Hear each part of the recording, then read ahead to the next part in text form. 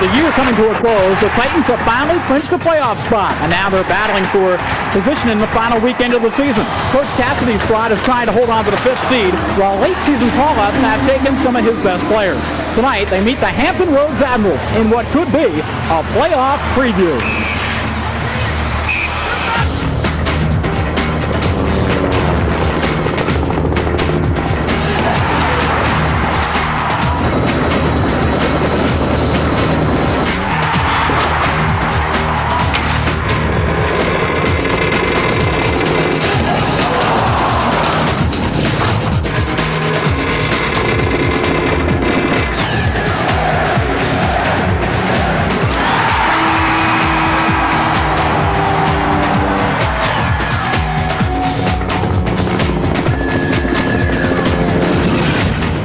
From Sovereign Bank Arena, it's Trenton Titans hockey on CN8. Tonight, the Titans take on the Hampton Roads Admirals.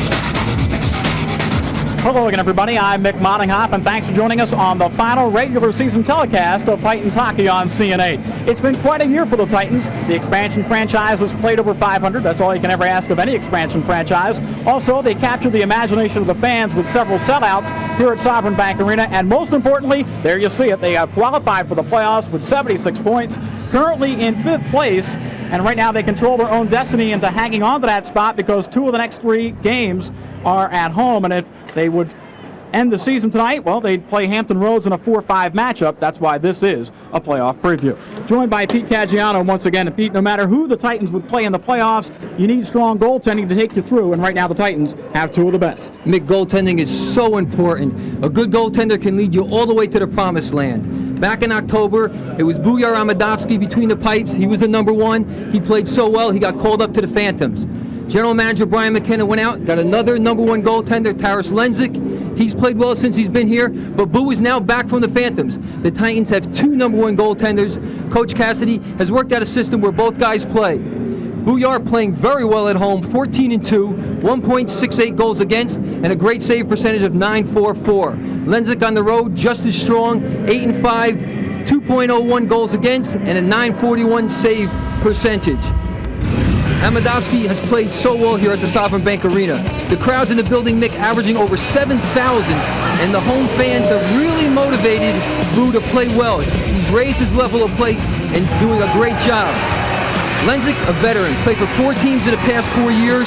Whether he's home, whether he's on the road, he does a great job. He's strong between the pipes. He's the kind of guy who can handle the travel, the tough crowds on the road.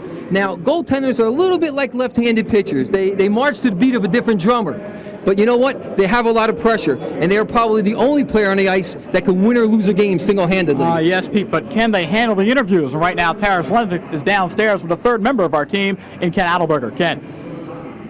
Thanks, Mick. Taras, I guess with this platoon situation, we'll call it for the lack of a better word, I guess it kind of takes the guesswork out of it. You know you're going to play on the road and that Boo is going to play at home. Yeah, it's a nice situation where you know you're going to be playing at a certain time, and I know I'm going to be playing on the road, so it gives me a little time to relax at home, and then when it's time to go on the road and play, you know, it's time to get down to business and do what I have to do. Less pressure on the road? I think there's a lot less pressure on the road. When you come into your own building and you play, I mean, you want to play well for your home fans because they're there for you, they're cheering you on, and when you go on the road, there's nothing, it doesn't have to be fancy. You just go out there and play and do whatever it takes to win the hockey game. We have a sneaky suspicion he might get in a home game before the end of the season.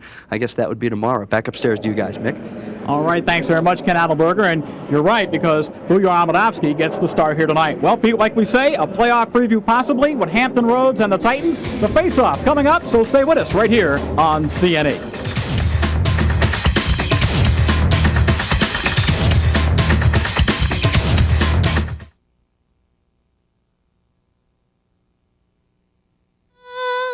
We watched was so gallantly streaming, and the rocket's red glare, the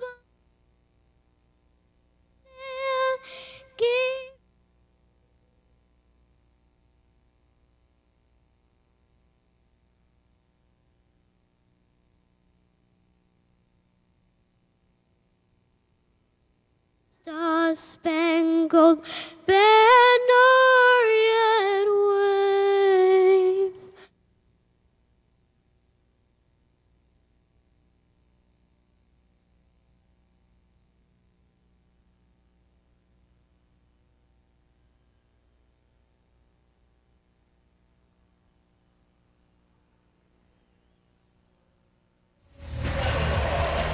Tonight's Titans game is brought to you by First Union. Let us be your guide to the financial world. And by your local Tri-State Toyota dealers. Toyota, real values every day. And by U.S. Airways, the official airline of the Trenton Titans. Well, welcome back here to Sovereign Bank Arena as we are set for the Titans and the Hampton Roads Admirals. And this has become quite a series between these two teams. Penalty minutes usually fly fast and furious as these teams like to mix it up a little bit. But first, let's tell you about the St. Lawrence Rehabilitation goaltenders that you'll see in tonight's game. And Jan Laschik gets the start. You see his numbers very impressive, a 2.56 goals against average, 34 wins this year. He is a candidate for Rookie of the Year honors. So Laschik gets the start, and he'll go against Bujar Amadovsky. His numbers equally impressive, a 2.39 goals against average, which is one of the best in the ECHL, and his save percentage at .921, 18, 10, and 3 this season. Well, we always have a couple different luminaries drop a puck, and tonight I'm going to say it's Raggedy Ann, but that does not look like Andy. Not with the black jersey, it doesn't. I know, that's Wendy from Wendy's, but you see a pair like that, you think, one and the other, but regardless, you're going to get the... Mick, you're the one with the young kids. I leave that up to you. Okay. Well, John Brophy's no youngster. He's been coaching for 11 years. He's had his teams in the playoffs 11 straight seasons, and he used to coach back in Toronto in the National Hockey League between 86 and 89. So there's head coach John Brophy of the Hampton Roads Admirals tonight. Sporting the casual Friday look without a tie. That's true. And Bruce Cassidy, always a dapper look for the first-year head coach, as he has his team qualified for the playoffs. And any time that you can get your team in the playoffs when you're an expansion franchise, plus with the number of moves that they've made this year, players coming and going left and right, he's done a great job. He's done a real fine job with these fellas. A lot of them first-time pros. Yes, he has sprinkled in a few veterans, but he did a nice job coordinating everything. Mike Galloway is your referee tonight. Doug Wood and John O'Brien out there to blow the whistles on the lines as well. So we are set for Trenton Titans hockey against the Hampton Roads Admirals here tonight. The Titans coming in tied for 5th overall in the Northeast. Hampton Roads currently 4th. Mike Hall against John Parco on the draw, and the Titans, wearing the home white tonight, control the draw. Mike Hall coming off a back injury, playing on a line with Benoit Moran and Kurt Mallett to start things off for the Titans tonight. Hall trying to center a pass to Moran, can't do it. Now stays with the puck in the left face-off circle.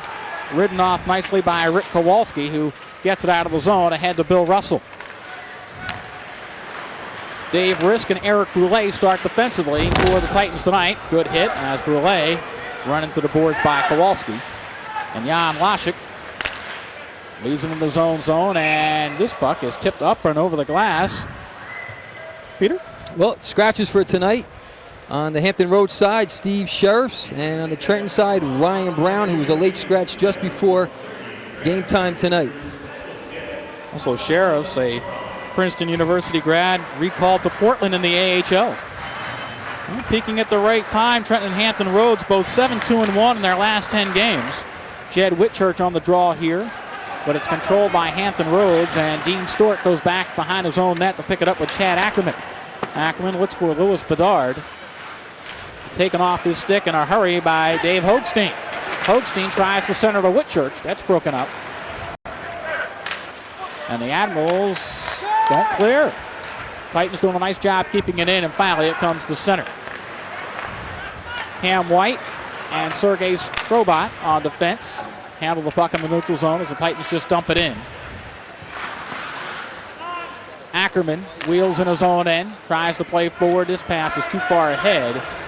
And we'll have an icing called against the Hampton Roads Admirals. Just underway, no score, 18:35 on the clock in the first period tonight. There's Bujar, and that fellow right there, the one with the piece around his jaw because he had some wisdom teeth work done, is Cam White, the son of former Chicago Blackhawk Bill White, who played back in the 70s, his father did, with the likes of Stan Mikita and Eric Nestorenko and Pat Stapleton and a few guys like that. First game I ever saw was Bill White and company, Stan Mikita, back in the 72 playoffs against the Flyers. And I know our producer, Sean Spurrier, big Flyer fan, but hate to remember that because Flyers didn't last long that year. Play on behind the Hampton Roads Admiral net. Taken away, and we have a whistle. And I think something happened away from the play. Let's just hold on here. This is going to be a hook. Very obvious right there. You watch the stick up in the throat area, actually. You see the head snap back of the Admiral player. And for 2 minutes, the Admirals will get a power play as Jeff Trembecki will serve his 32nd and 33rd minutes in the box this year. Well, we have our first Trigen Energy power play of the night, and it goes to the Hampton Roads Admirals. So Trembecki off for high sticking at 146, and the penalty kill unit is on. And this has been an area for Coach Cassidy that has concerned him throughout the year. Some games they've played very well, especially early in the season. As of late, the defense, although it's been tightening up, has been struggling penalty killing. Cam White controls. You see the numbers. 9th in the league are the Admirals at 20%, but against Trenton this year, the Admirals are 8 for 33 at 24%. Now the Titans are currently 9th in the league in the penalty kill, so those numbers a little bit skewed in head-to-head competition because they may be clicking Hampton Roads at a 20% clip during the year, but against Trenton, they're clicking at 24%. And that is something I'm sure Coach Cassidy is aware of and has shared that with the players to make sure they really tighten up on the power play. Mike Omicelli has 3 power play goals against the Trenton Titans this year, including 3 game winners. So if anybody can score against Trenton on the power play, it's number 26, Mike Omicelli. Well, he already has 17 goals in the net this year. Titans want to clear. Kowalski can't keep it in. Almost a breakaway. And Bertoli had the puck roll off his stick in the slot. Good action by Stu Botker to almost set up Bertoli. Now Botker has it near his own blue line and throws it back to center. Bertoli almost scored Trenton's 7th shorthanded goal of the year, but was unable to convert on the pass in front. Well, Amadowski goes behind the net to freeze the puck, and the faceoff will stay in the Trenton end. I saw Boo downstairs before the game and doing what he usually does, taping his stick one strand at a time over and over again. Scott Bertoli currently leads the team in assists and has a season-high 13 straight games with at least 1 assist. Now, oddly enough, they told us we wouldn't see Bertoli much tonight. He's been nursing some injuries, but here it is early in the game, and he's taking a shift. Well, Hampton Roads flagged for a call here as it is Dominic Malte going to the box. Malte goes off for slashing at 2:38. Well, Mick, that shouldn't surprise anybody. He already has, before that penalty, 191 penalty minutes. So the teams go 4 aside, and then the Titans will have a very brief Trigen Energy power play. Hall carries across the line. It's onside. Kurt Mallett tries to follow it up. But here comes Taylor. Taylor comes across the line. Drop pass, leaves it for Parco. Parco rolls it for Taylor behind the net. Taylor is so dangerous, one of the league's top all-time scorers. Mike Hall corrals it for Trenton and tries to play forward for Mallett. A little too far ahead, and Dwight Parrish will go back and pick it up. Hall has it go over his outstretched arm to John Parco, and Parco comes in 2-on-2. Plays on the wing, shot, save Amadowski. And Taylor was right there pulling the trigger. Hogstein comes across the red line, still going. Broken up, great play here, and back the other way. There's a one-on-one with Clapton, and Clapton ridden off by Eric Brule. Great play by Eric Brule, forcing him wide. Stewart, a shot, Amadowski the save. We are still scoreless. That's what you look for in a defenseman. It was a race one-on-one down the left-hand side. Outstanding play, taking the guy, pushing him off, forcing him to get a weak shot off, a little backhand one-hander, doesn't even make it on net, and the Brule does a nice job of riding his player out behind the net and away from the net. So a great play by Eric Brule defensively, and they stay scoreless. Titans control the puck. It'll be Brule behind his own net. 45-second power play here for the Titans. Bertoli at the blue line, rolls it in. And we'll see if the Titans can capitalize on the Trigen Energy power play. In front, Bertoli just has it go off his stick on a pass from Whitchurch, and the puck is cleared. Well, we have seen that combination before. Jed Woodchurch hanging in the corner, looking to set up a man in front. That time the pass to Bertoli just missed. This could be the last rush on this power play. Bertoli tries to play through for Brule, too far ahead, and it goes behind the net. Moshik sends it on its way. Whitchurch gets in a corner first, intercepted there, and finally, the Admirals will clear.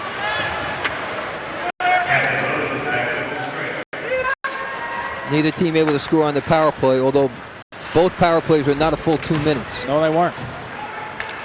Here comes Botker, takes the shot. Moshik makes the save. First real good scoring attempt tonight. The Titans off the stick of Stu Botker. Now Trembecki races behind the net, can't catch up with it. Bedard run off the play, kept it at the point. Botker sends it back behind the net. Good hit there. Titans continue. Sergei Skrobot's drive derailed at the far faceoff circle. And Trembecki tries to work in the corner. Trembecki wants to come out with it. Has it at his skate, and it comes all the way to center ice. Paris did a nice job on Trembecki, not allowing him to make that turn and keep the puck in the zone. Hampton Roads wants to come out of its own end, and Bedard plays through the center. Here comes Michael Michelli, ridden off by Cam White. And now Colin Pepperall has it. Sets up a man at the blue line, but unable to control was Malte. And the Titans get it to center. Some pretty good hitting going on in between the blue lines, Pete, tonight. A lot of the play seems to be between the blue line. Shots on goal, only 2-1 in favor of the Admirals, so not a lot of pressure inside deep in the zone. Well, tight checking game so far. Here comes Mallet. Winds it in as the Titans want to change on the fly. Mallet stays out there, but Hall goes to the bench. Dean Stork plays for Malte. Dominic Malte in front of his own net, can't clear. Poulet sends it right back in front, but good job by Stork to intercept. Omichelli tries to play through for Malte. It's onside, although it looked like he was off by a stride and a half. But no delayed call. Here comes Benoit Morin. Plays through for center for Cuckoos, but unable to control. Admirals get it to center ice, and the Titans just shoot it right back in with Dave Risk. Nick, I'm not sure if this is a situation, but as we mentioned earlier, these teams may play each other in the first round. And sometimes you don't want to show too much right now. You want to play it a little bit close to the vest, because if you show too much, you may tip your hand of what may happen in a week from now. Good hit there behind the net by Stu Botker to take his man on a back check, but Clapton plays across ice. Here's a shot, and it goes well wide off the stick of Bobby Russell. Trevor Johnson went off real slow after taking that hit behind the net. Right out in front, nobody there, and the puck squirts all the way to Dave Hochstein, but he couldn't control, too far ahead. Seklinka can't control, almost gave it away in his own end. Keith Dupe on, spun around. First time tonight, Mike Morris gets a chance to get a little ice time, and he shoots it in for Trenton. Mike just signed today from Colgate University, 5'10", 180-pounder. That's another thing, Pete. When you have players who really haven't gotten a lot of ice time and are kind of unfamiliar with your teammates, you kind of play it vanilla. Trembecki comes across the line with Mike Hall, tries to get the return pass, and Losick took that off his stick and shot it to the corner. Well, you don't get any newer other than being signed this afternoon in the lineup tonight. That's right. Amadowski wants to clear. Parrish keeps it in. This one goes up and over the glass and out of play. We have 11:45 to go here in period number 1, and the Trenton Titans and the Hampton Roads Admirals are scoreless. Stay with us right here on CN8.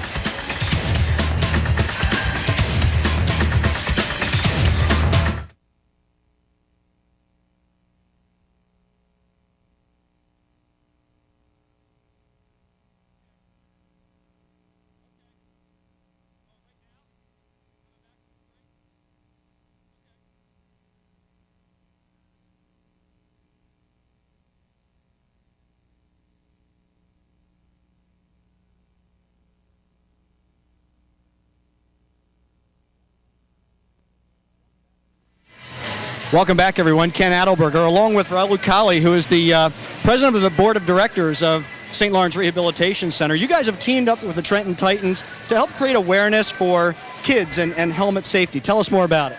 Yes, we're the official helmet sponsor of the Titans, and we offer safety programs for children and elementary schools in Bucks County and Mercer County.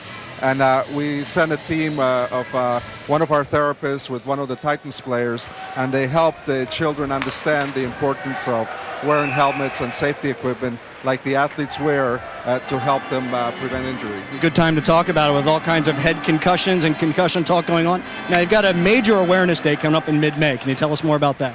Yes, I'm obviously involved with St. Lawrence Rehabilitation Center, and we have 116 beds with we see about 2,000 cases a year where you see some pretty severe injuries, and as a result of that, we have seen the importance of sponsoring a program that will help children be aware of that with our bike rodeo, and also Children's Safe Day. It's going to be May 13th from 9 a.m. to 4 p.m. Children must register if they want to participate by calling 896-9500. Mr. Cali, thanks very much for your involvement as well as St. Lawrence Rehabilitation. Thank you for having us. Back upstairs, Mick. All right, thanks, Ken, and a great cause. Play back on in the Admirals' end, and the puck comes back to center where Eric Roulet wants to play through, and he does. Jared Adams will give chase. Titans almost intercept the puck at the blue line, and now Moristega shoots it back in and lost it. Couldn't hold on to it. So Jan Laschik having a little trouble getting that puck behind the net tonight. Titans keep the play on. Hochstein working behind the net, coming off a monster week last week when he had a 7-point game and a hat trick as well against Toledo. That was a career he had in those 2 games. Just 10 about. points in 2 games. Ended the weekend with 5 goals and 5 assists. We'll see if he can continue. It goes back to the point, and here's a shot. Score! Ormacelli.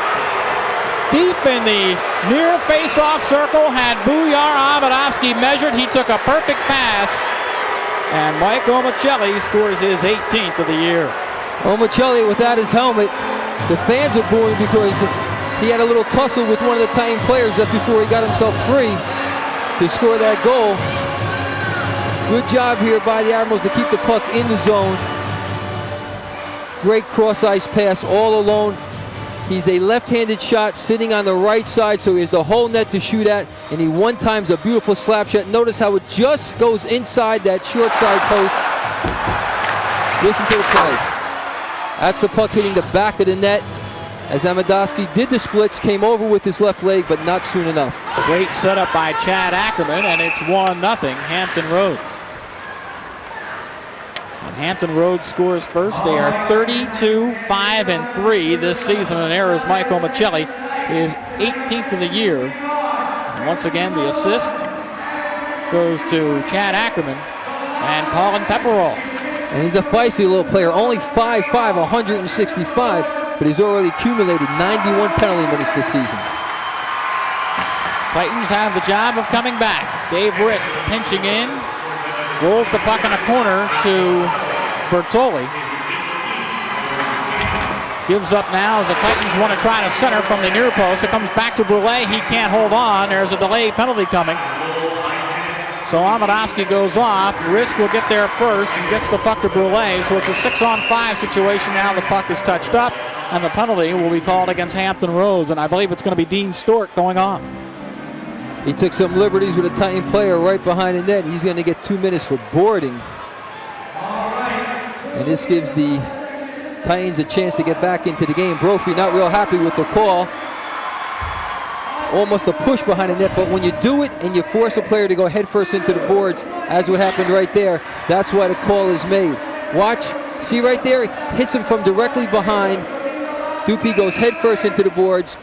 Thankfully, he wasn't hurt. He was able to bring his hands up to somewhat protect himself, but that's an immediate call. That's one that has to be called because it is a dangerous play. So the power play numbers 0 for 1 for the Titans. No shots, but they only had really 51 seconds of a man advantage. So here's your first true Trigen Energy 2-minute advantage for the Titans. And right on the blue line, Mallett walking in. Deeks hits the back of the net. Now it goes in front. The Titans poke at it, and the puck is held by Jan Laschuk. 2 great chances by the Titans right there. Jacek did a great job forcing the shooter wide on the first one, and then the wraparound attempt and centering pass almost put home. Notice he had to get over the blue line before he threw that pass. Kurt Mallett to make sure he was onside. Now there's the forehand, backhand, then the centering pass. Wow, great save by Laschuk as he slid across and kept his goals against at just 2.56. Well, Mallett, just acquired from Birmingham, has 3 goals, and he almost picked up an assist as Moran was right on the doorstep as well. I thought Moran's shot was going to go in. That was a great save by Jan Laschuk. 9:09 to play here in this first period, and it's still 1-0 for the Hampton Roads Admirals on the goal by Michael Michelli, his 18th. Sergei Skrobot behind the net. Titans have just a little bit over 16% success rate on the power play this year. The Titans with a man up. Try to send it behind the net. Now Hall has it. Goes back to Skrobot at the point. Skrobot gives back to Hall. Mike Hall to Skrobot straight away. Intercepted. Great play by Drapeau to break it up. Cardinal sin by Skrobot right there. The puck is at the blue line. You have to keep it in the zone. Just 44 seconds left in the Trigen Energy power play, and Eric Roulet will bring it out from behind his own net. He's out there with Hoogstein. And also Risk. Just dumps it in. Hoogstein can't keep it in. And Risk has to retreat to center ice. Well, you're absolutely right, Mick. Something you said before. Jan Laschuk is having trouble with that puck behind the net. That time he didn't even try to slow it up. But a few times when he's went back there and traveled into no man's land, the puck has gone right through his stick. Amadovsky will handle. And he leaves it behind the net for David Risk. And notice, Pete, he can push it in from the blue line for the Titans. Mars Steger rolls it ahead. Tries to get it up to Vodka. Couldn't do it. And the power play is over. That goes right in front, and having trouble picking it up is Jan Laschuk, but he holds on off the shot from the point by Morris Steger. Good shot from the point by Morris Steger. Good job in front also by David Hoogstein, who did a nice job screening. Laschuk wasn't quite sure he had it. He actually dropped his stick, and they had to cover up with the bare hand. And usually you put the big glove on it there. He kind of picked it up with the fingers in the blocker. Well, ECHL Rookie of the Year, first Admiral player to get that honor. Well, he comes into tonight's game with just 2.56 goals against and I believe it's league-leading 34 victories. He's taking care of the bulk of the work in the pipes for the Admirals.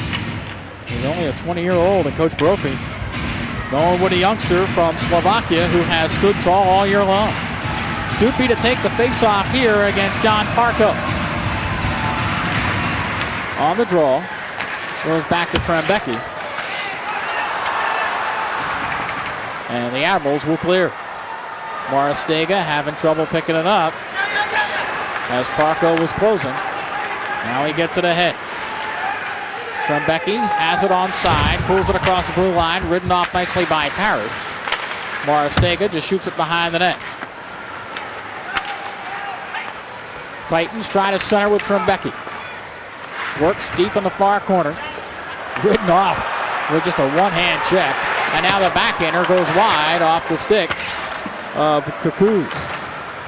Good job by the Titans doing what they call cycling or circling, where you just keep going around and around looking for another guy to come into the zone and pick up the puck. Moristega rolls it in. Picked up here by Jared Adams. Plays up to the blue line, and Marty Clapton tries to skate out. Here's up for Drapeau. Etienne Drapeau to the net with a man in front. Now Wadowski sticked it aside.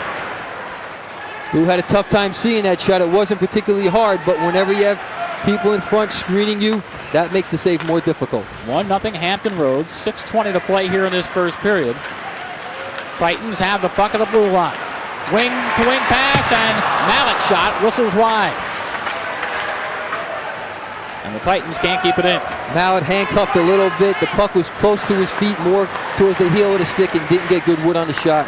Risk gives up for Strobot. They try to spring Mallet away on the right wing and couldn't do it. Here comes Omicelli, who has the goal tonight. Nice drop pass. Leaves it for Pepperall. Pepperall waits. Back to Omicelli. Shot, save, rebound, save, and Aronofsky will hold. Well, Omicelli is so tough around the net, Pete. Not only does he redirect the first shot, he circles right around and tries to put the rebound home. Amadovsky doing a great job on both saves. Here's your New Jersey Department of Health and Senior Services save of the game. And their message is to kids, smoking is serious, don't get sucked in. Booyar Amadovsky with the New Jersey Department of Health and Senior Services save of the game. Wow. Omicelli redirects the first one. Boo makes the save, but the puck was sitting right at his feet. He didn't know where it was. Omicelli circled around, had a second whack at it before Boo was able to close the pads and hold on. Puck comes to center ice. Who's going to get there first? Trick coming up as the Titans will get a power play opportunity. As it's touched up by Hampton Rhodes. You saw the player pull down at the blue line, and another 2-minute advantage for Trenton.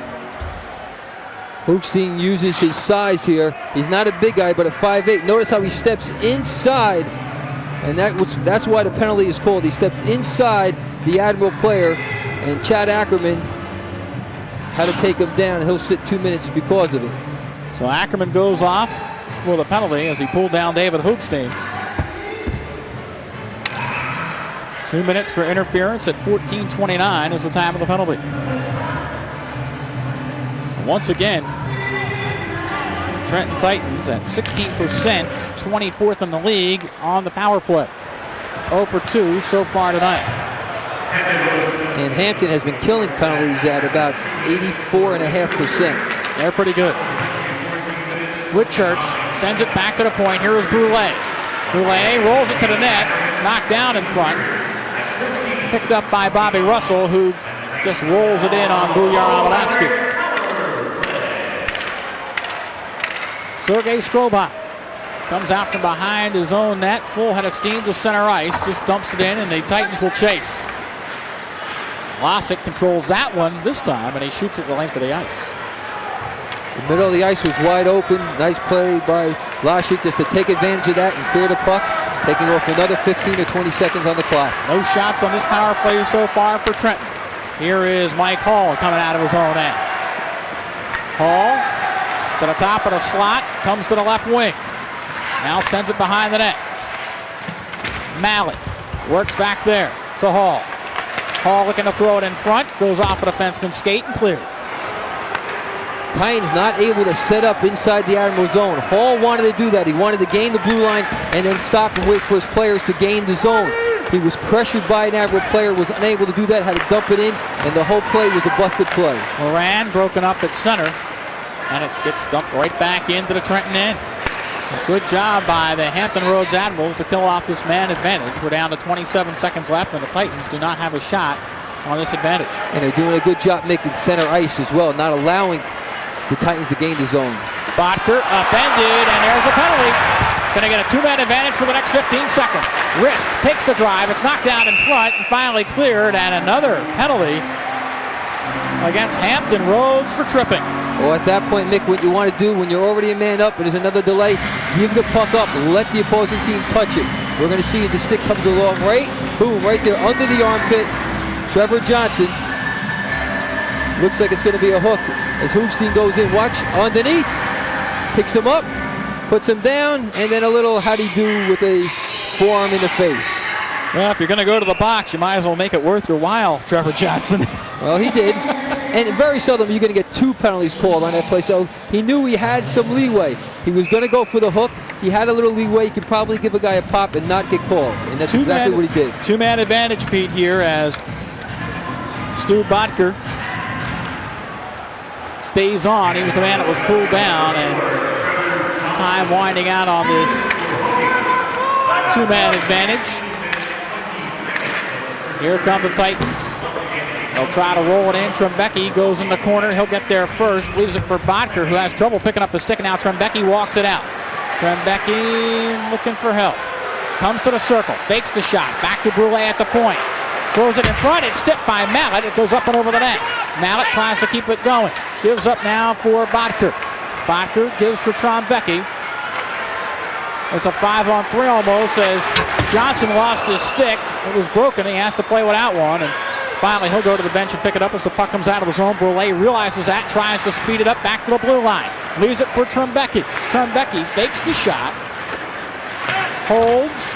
Don't want to cough it up here. Trombecki gets his base back. Gives up for Hall. Plays catch with him. Now Trombecki at the near circle. Goes back to Skrobot. Try to set a screen for him, but Skrobot goes cross ice. 55 seconds left in the man advantage. Brule at the blue line. Goes to the far circle. Hogstein gives up for Trombecki. Back to Brule.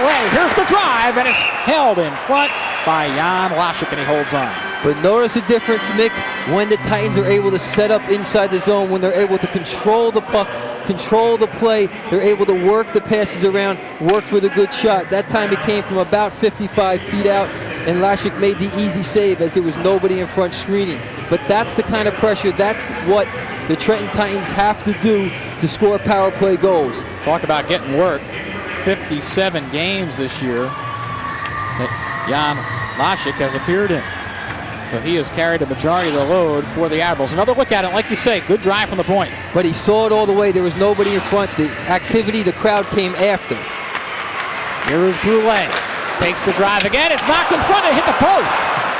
Rebound went right off of Mike Hall. I think that reflected off his body, and it actually hit the post. You're absolutely right, Mick. It hit him somewhere up in the torso and clanged off the short side post.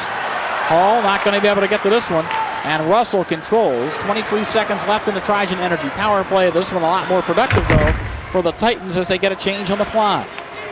I liked Russell on that last play. He had the puck at the blue line. He took a peek at the scoreboard to see how much time remaining on the penalty. That's cool. Keith Dupe broken up. And here comes Colin Pepperall back the other way, 2-on-2. Pepperall ridden off by Risk, who takes him into the far boards. And here is Omicelli. Omicelli at the face-off circle, throws to Amadowski, who makes the catch. And Bouillard holds on. 1:36 to go. It's still 1-0. Hampton Roads over the Trenton Titans tonight. We'll come back with more first period action in just a moment on CN8.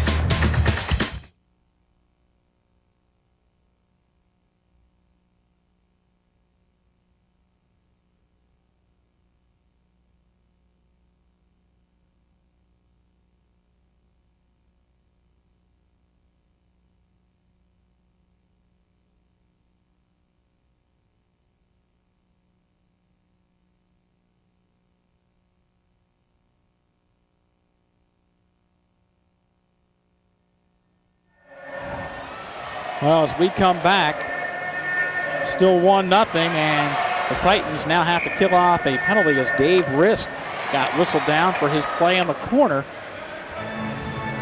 on that last play. Let's take another look, and we'll see if this is where they call it, Pete. Well, he holds it, but notice Risk also gets headlocked by Pepperall. So how do you call one and not call the other? I think you just let it go, but regardless, here's another power play opportunity. 0 for 1 tonight. And it goes right in front for the Admirals as they're still trying to get that puck right near the crease area. And who else but Mike Omicelli controls. Rink-wide pass and fanning on the drive with Dean Stewart. Picked up by Parrish. Sends it on its way. Here is Omicelli. Back in front. And Kowalski shot to the wall. Here's a shot score. Who else? Mike Omicelli. His 4th power play goal this year against the Trenton Titans. His 2nd tonight and the 19th on the season. Mike Omicelli, talk about a guy who can fire the puck. This guy makes no mistake about the shot, picking the upper corner. And again, it's the consistent pressure that a team can put on a power play. Brophy's happy as his team is now leading 2-0. The first shot is blocked, but Omicelli picks it up right there from about 15 feet out. A snapshot or a sweep shot, picks the upper corner. Amadowski was down already on his knee, and then he pumps his fist in celebration. There's the first shot. Marin stops it, blocks it with the pads. And then coming in right there, watch the left side of your screen, just inside the post. 2-0 Admirals. Mike Omicelli has owned Trenton. That is his 6th goal to go along with 3 assists, 10 points this year against the Titans. Wow. And Mick, you're talking about a guy who's 5'5", 165 pounds. we're not talking about a big heavyweight here. We're talking about a crafty guy who knows where the puck is, gets himself free, and can shoot like anything. Well, second goal tonight, 19th of the season. His 6th total this year against the Titans, and the 4th power play goal against Trenton this year. He's owned Trenton. Like you say, at 5'5", you don't expect a guy like that to be your giant killer, but he's been doing a job this year. And he's one of those players that has a visor on his helmet, because more and more, being that small, even if another player brings his stick just a little above the waist, it'll be at his head level. Final 30 seconds of this first period. Here is a centering pass shot. Oh, Lashik made a save. He didn't know where it was. That was just good positioning by Lashik. He was there ahead of time, but you're right, Mick. The shot hit him. He did not react at all. That was a save made by positioning. Titans just missed a golden opportunity there. Puck goes ahead to Botker. Thinks better of it. Titans will get a change. And time will wind out here in period number 1. There's the horn, 2-0 to end the first period for the Hampton Roads Admirals. And they're the kind of team that usually does a great job playing with a lead. You'll see that they've outscored their opponents 82-50 in the first period this year. And when they score first, their record is 32-5-3. So Coach Brophy has had a power play goal tonight for his squad as they go off leading by the score of 2-0. Now, coming up at our first intermission break, we'll recap year number 1 of the Trenton Titans, as we'll hear from some of the people in the organization on how just successful this first year has been so far. We'll go around the ECHL with Ken Adelberger and a first period scoring recap as well, so stay tuned for that. Coming up in between periods right here on CN8. But 2 Mike Omicelli goals have been the difference so far through the first 20 minutes, as it's 2-0 for the Hampton Roads Admirals over the Trenton Titans. And Omicelli did exactly what he had to do. He got himself in a position where he can take advantage of the loose puck, and his shot was tremendous. Let's go downstairs to Ken Adelberger with Coach Brophy. Ken. Thanks very much, Mick. We are with assistant coach Al McIsaac. Al, Mike Omicelli, good things come in small packages, huh? He's not a small guy. He's 5'3". A lot of people would love to be 5'3". I think at this point in the season, he understands he's going to be a big part of what we need to do in playoffs, and it's great to see him getting a couple of goals early in the game, and he's been playing his best hockey the last probably 2-3 weeks. In his case, quickness-wise, I guess size worked to his advantage. No question. They're not a big club. They've got some small guys up front themselves. Mike's able to use his size against their size, and for probably the first time in a long time, he's not the shortest guy, or at least he's in the same ballpark as a number of other guys on the ice. Thanks, Al. Go put an ice pack on him. He's hot. Back upstairs. Mick, Peter. All right, thanks very much, Ken. As Al McIsaac gets a little airtime, he's a general manager, why not? We go to break, 2-0, Hampton Roads. Stay with us right here on CN8.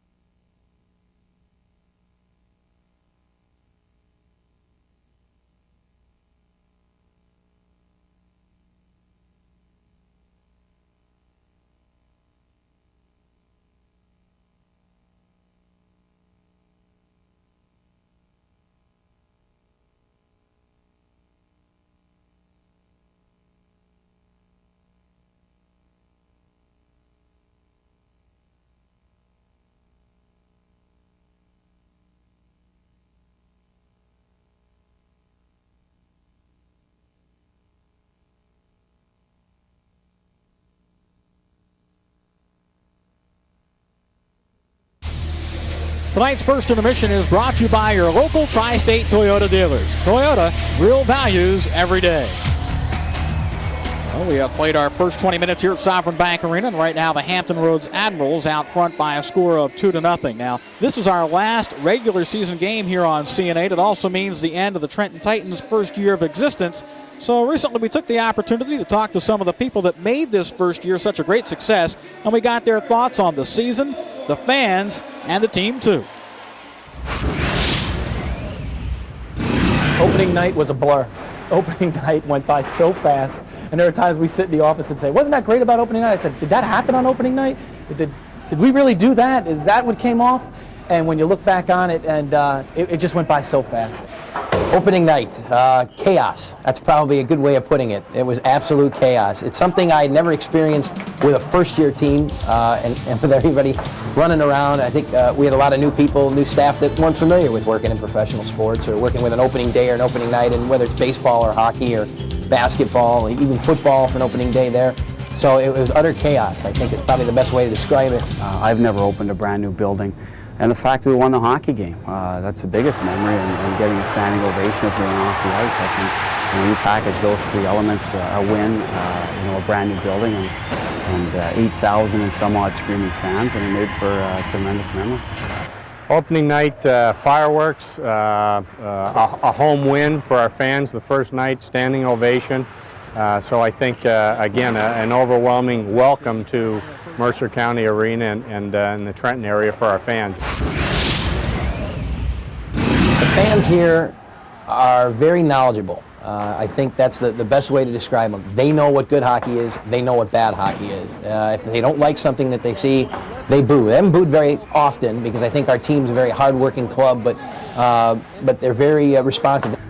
You don't survive in the East Coast Hockey League or any sports market if you're not able to draw fans into the building. I think the home crowds have probably been instrumental in getting 3 or 4 home wins for us that we perhaps would not have had otherwise, just with their enthusiasm and their backing of the team. So, that's something that not every team has going for them, so they're very much like a seventh man for us, if you will. We have a group of people sit up right above the Amtrak tunnel behind the player bench, and they have a sign for every single guy. We could sign a guy this morning. They'll come tonight with a sign made up of their number and their little saying in it. And that section, to me, is like the biggest proud moment for me to look out at that section. The guy's got a puck head that lights up. Now this section has caught on to this section, and they're starting to put up their signs. There's 80 people going to Johnstown on Sunday to see the team. Before the team leaves on a bus trip, there's people showing up with baskets of food for them to go. I think our fans have been great. It's an honor for me to be the first, head coach here, and maybe somewhere down the line there'll be a story in old Coach Cassidy. Do you remember Coach Cassidy, the first coach of the Titans? And I hope there is, because I've enjoyed myself here, and hopefully there'll be many more good years here. And unfortunately, the coaching business, it's a very big merry-go-round, so you never know where you're going to get on and off. But I've enjoyed every day here, and but it's been easy for me to enjoy it in this building and this environment, and with a pretty good hockey club. As long as I'm with the organization, as long as the organization's here, we'll have great moments in history and going further in the future, but there will never be a first. I mean, this has been a very, very special year. I'm very proud of our first year. I think we've accomplished everything we wanted to accomplish. I think our players have accomplished everything they wanted to accomplish. I do look forward to future years, but I think there's never going to be another first. I mean, your first is your first, and this has been special. Well, it has been special, and we've been happy to be a part of it here on CN8. It's a family kind of atmosphere. Father and son taking in tonight's game. And don't forget, in the second period, we'll hear from the owner, Jeff Berman. He'll reflect on year number 1 as well. 2-0 right now, Hampton Roads. When we come back, Ken Adelberger takes us around the ECHL. Stay tuned for that. More hockey coming up right here on CN8.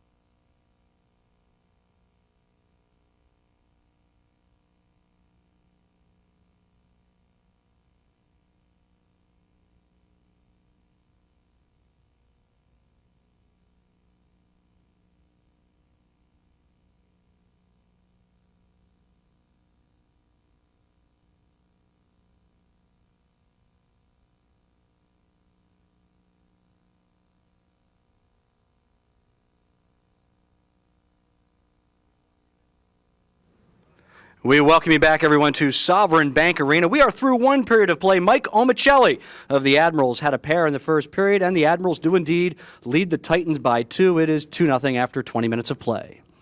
And welcome back, everyone, to our intermission studio. I'm your host, Ken Adelberger. A busy night in the East Coast League tonight, 12 other games on the schedule. We're going to take you right to that busy night on the schedule. The ECHL schedule and scoreboard update is brought to you by the Trenton Orthopedic Group, the official orthopedic group of the Trenton Titans. Hey, I'll tell you what, you want goals, this is the only place to be tonight because it's goose eggs everywhere else. The Augusta Lynx on the road tonight, they're in Jacksonville. The Lizard Kings winless in their last 3. The Lynx, their playoff slopes, their hopes rather, so slim. They're 2 points out of 10th in the Southern Division. Charlotte and Greensboro, battle of last place teams in the Northeast Division, and Greensboro, they have lost 5 straight, neither team playoff bound.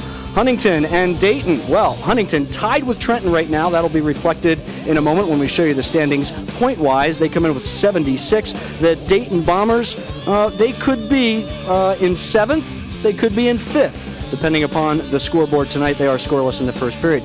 Johnstown, the Chiefs, winless in their last 3, reeling going into the playoffs. They are taking on a Nailers team tonight in Wheeling. The Nailers have won 2 straight. Elsewhere, we can tell you that the South Carolina Stingrays, they could take over the 5th seed in the South tonight should Mobile lose. They're taking on the Greenville Growl. The Growl are 25-6-2 at home, playing some pretty good hockey. They are scoreless. Tallahassee and Florida. How about those Florida Everblades? They have won 7 straight, going for win number 53 tonight. They have the best record, best winning percentage. They're simply the best team in the Coast League. Here's a big one in the Northeast Division. Roanoke and Richmond. Roanoke trying to nail down the division lead. Richmond is 6 or 5 points behind, and Richmond has 3 games to go. Roanoke just 2. They are scoreless in the first period. A bit later on tonight now, 8 o'clock starts Birmingham and Arkansas. Well, 29 wins for Birmingham, 17 for Arkansas. Added up, that's only 49. Florida already has more wins than the 2 of them. Those are 2 teams going the wrong way real quick. The Mobile Mystics, they are playoff bound, taking on the Baton Rouge Kingfish, who are in 10th in the South right now. They have not clinched a playoff spot. Big game tonight in Baton Rouge. The New Orleans Brass and the Pensacola Ice Pilots. Ted Sater's Brass, they have lost 4 straight. They're going to the playoffs, though. They are in Pensacola tonight. Pensacola, the 7th seed in the South. Rounding out the ECHL tonight, Toledo is at Peoria, and Louisiana and Mississippi will do battle.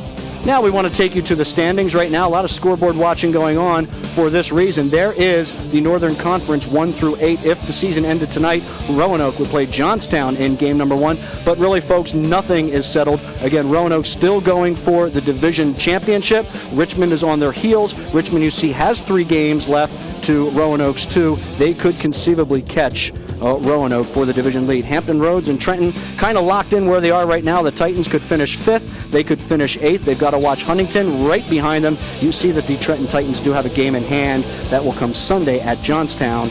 And the Huntington Blizzard just have 2 games to go. That is a look at the ECHL Northern Conference standings as we prepare for the playoffs. This is the final week of play, regular season play in the ECHL.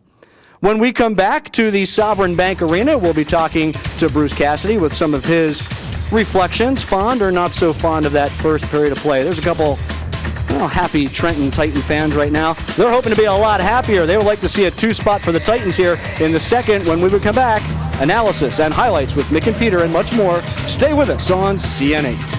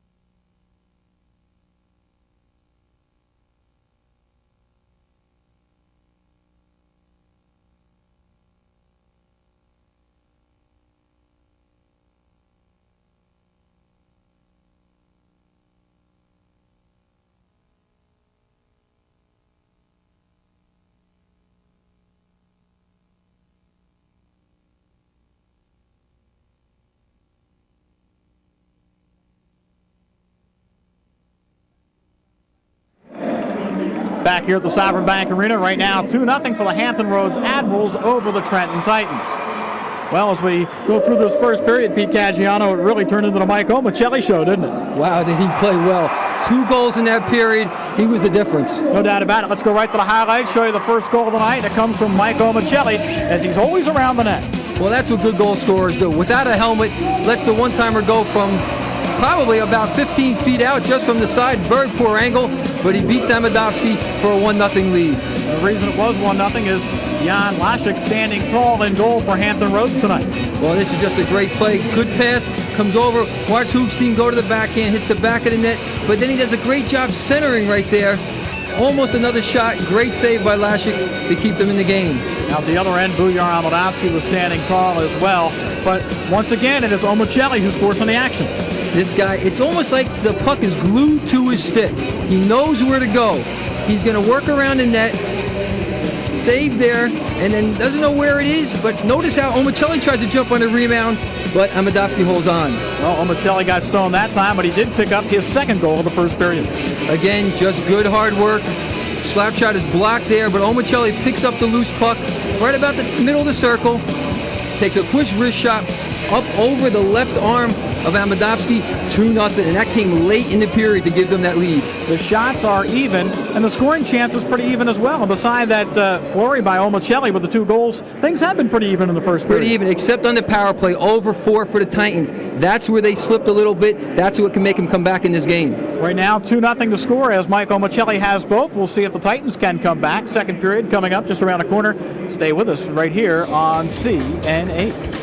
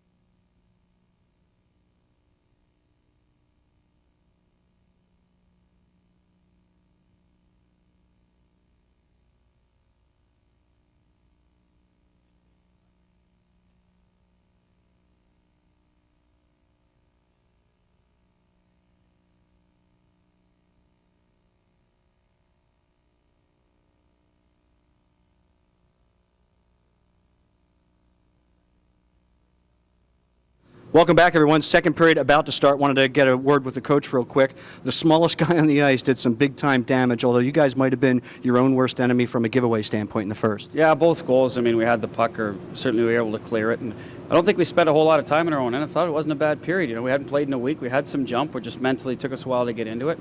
But special teams killed us. I mean, we've had trouble scoring on the power play in this building all year, and that's continued. And if we had got one and kill their penalties, it's a 1-0 hockey game. But we've got a chance to get back in. There's 40 minutes. We'll be all right, hopefully. Thanks, Coach. Back upstairs. Mick, Peter. All right, thanks very much. And tonight's Titans game is brought to you by First Union. Let us be your guide to the financial world.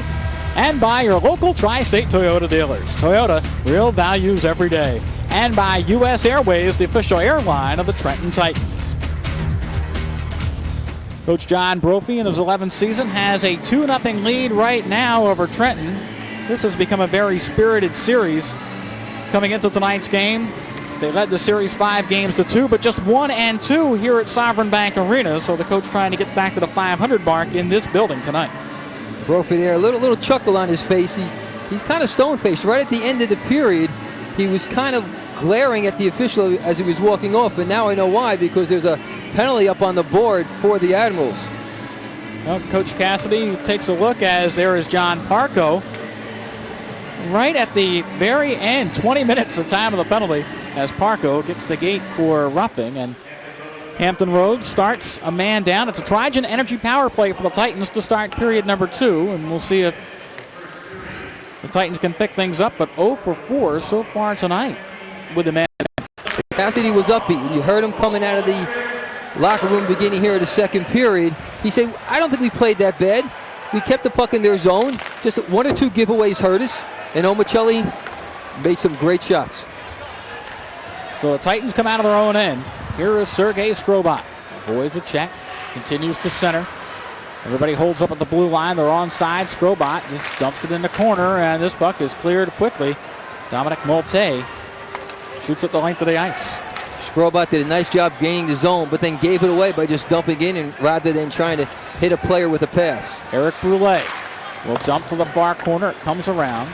Malte tries to shovel it out, but Skrobot keeps it in. Rink wide pass for Brule, looking for a man in front. Now Skrobot straight away has it tipped, and it comes out of the zone again. 50 seconds left in the Trigen Energy power play as the Titans will get a change. Dominic Malte doing a great job killing the penalty for the Admirals. Almost a giveaway here as Malte got a stick on it. Notice the Admirals send it one way, then the other to kill more time. They're very adept at killing off power plays. Well, already a minute 30 gone by, and no shots yet for the Titans. Here comes David Risk. Just winds it in. Losick way out, almost gave it away. David Holstein was right there in front, and if he could have intercepted it, he had a wide open net. What Losick did, Mick, is he raised the puck. That shot was probably somewhere in the neighborhood of 5 or 6 feet off the ice, and that's why he was able to clear the zone. Jed Whitchurch drops for Holstein. Holstein back to Whitchurch, man in front, shot, score! Benoit Morin! And the Titans are down by 1, scoring a goal here on the power play with just 4 seconds left in the man advantage. And for Morin, that is his first goal. This is his 5th game in the ECHL for the Trenton Titans, and that is goal number 1 for the young fella from Montreal. Fans celebrating here as the deficit is cut to just 1. And yes, it is a power play goal, just 4 seconds remaining. Good work here by Jed Whitchurch as he takes the puck behind the net. Little quick backhand pass. Notice Morin doesn't shoot right away. He waits for Lashik to commit himself and then slides the puck underneath his body. So a former Princeton player gets goal number 1 back here in New Jersey. And it's now a 2-1 game. The assist went to Whitchurch and also to David Holstein. So the Titans scoring a power play. That was one of the problems that Coach Cassidy was talking about. So that seems to have rectified itself quickly here in period number 2, and now they have to get the puck and come out of their own end, but it is Etienne Drapeau doing a nice job of sending it back to the point. Now Clapton takes his man down behind the net, wants to put it on his backhand and center. Good job by Dupe to ride him off the play. Now it comes right up in the slot. We have a whistle, and I think we're going to get a penalty. It may be against David Risk. That's exactly who it's going to be. Dave Risk is going to go. He got the stick up a little bit high. Watch some of the area. You're going to see it.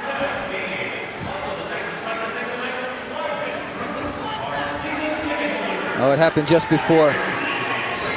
So we have a penalty. Let's go back to the goal, though. Good setup here by Jed Whitchurch on the back end. Well, Whitchurch takes the puck in his forehand, brings it back, waits for Morin to clear the defenseman, get himself all alone in front. Then he makes the pass, and Morin does a nice job of waiting and then sliding the puck under Lashik. Holding against Dave Risk. Not good to get a penalty here and kind of take the momentum away from yourself. Well, you came out of the gate in the second period with the power play. You capitalized on that power play. Now you give a power play right back. Need to kill this one off. 1 for 2 on the power play of the Admirals tonight. Omicelli scoring, and he's out there now. Here comes Maltese, ridden off by Moristega, and Brule will clear the zone. And really make that first power play by the Admirals was only 1 minute long. So it's really 3 minutes of power play time for them. Short-handed opportunity for Hall, looking for a trailer. Brule, and he fanned on it, and he had a wide open shot. Oh, right about 25 feet away. He had a lot more time than he thought. He tried the one time, and he had time to stop the puck and hold on. Goes off the blocker and into the crowd. Jan Lasik deflects it with the blocker all the way across the rink and out of play. Good job here by the Titans. Penalty killing just 83.2%, but good work as the shot comes from Martega. Lasik uses the right arm, the right blocker, that big waffle that sits on his right hand to redirect the puck out of the rink. Well, if you can get the face-off here back to Skrobot, you might get a chance at a shorthanded goal. Penalty killing at home, fourth in the ECHL at 86% are the Titans, so they've done a pretty good job of killing off penalties in their home building, but unfortunately tonight, Omicelli upstaged them for a power play goal. And we stand at 2-1 Hampton Roads. Trigen Energy power play right here for the Admirals, and it is Marty Clapton playing catch at center ice, and a good play by Botker to break things up. And now Botker sees one go right under his chin. Back to the point and out of the zone. Foot race to the puck is Bertoli out there with Clapton. Admirals not able to set up inside the Titan zone, and that's why the power play is not working for them right now. Back check there. Almost forced a shot for the Titans. Here comes Bobby Russell. Gives up now for Rod Taylor, who's back on this power play unit. Clapton wants to drive, and it goes off a skate of Russell and wide. Back to Ackerman at the point. Chad Ackerman gives up for Clapton. Back to Ackerman. Straightaway shot. Pad save. Amadovsky and clear. Amadovsky using the big right pad to kick that one out. As Stu Boddicker was without a stick in front of the net, and it was almost as if it was a 5-on-3 because he had no stick. Trevor Johnson along the boards, ridden off the play nicely. And now the puck deflected in the slot. Good job there by Moran to break up a scoring opportunity. And now a whistle as we have a stoppage. Offsides on the play, but good job by the Titan forwards. Good job by the Titan defenseman. Just one shot on goal for the Admirals. Mike Moristega played 4 years at Colgate. He was a teammate of Jed Whitchurch. And I'm sure Whitchurch had something to say to Coach Cassidy to maybe try to get him in and join the team. You think maybe he acted as his agent? Maybe. Coach Brophy, looking up at that clock, he still has plenty of time and a one-goal lead. Maybe he's got somewhere to go after the game. He doesn't have a tie, though. He may have a tough time getting a dinner reservation. Trevor Johnson goes behind the net and looks to skate out. They tip it ahead to Mike Seklinka. And now Seklinka picks it back up at the blue line. And he just fires it in the zone. Mike Moristega falls down. Here's a giveaway, and this puck is deflected, and it goes back behind the net. Louis Bedard, who has seen short shift tonight, noted for more penalty minutes than anything, throws it right in front. Oh, and it just went wide. Wow, that was close. It went off the stick of Doopy in front. The Titans dodge a bullet there.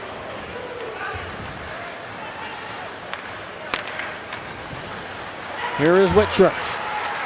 Comes across the line. It's onside. Trembecki has the puck. Takes it deep in the zone. Trying to turn the corner and takes it back to the far wing. Skrobot shot. Kicked out in front. Rebound. Whitchurch. Oh, it just goes wide. Whitchurch. Nice back pass to Cuckoos. And the puck comes out. And here's a break the other way. 2-on-2. Maltese and Pepperall. Maltese fakes the shot. Walks on in. Shot it wide. Adams will keep it in at the near point. Maltese going to try the stuffer. Walks out in front. And Omicelli was right there, but he never got a shot away. Good play by Jeff Trembecki as Omicelli parked in his usual spot on the off wing. Was all set to put that one home because Amadovsky was on the other side of the net. But a good play by Jeff Trembecki just to redirect the pass. That would have been a replay of the first goal as Omicelli was measuring that short side. I can see from here, Mick, his eyes were getting bigger and bigger as the puck was coming closer.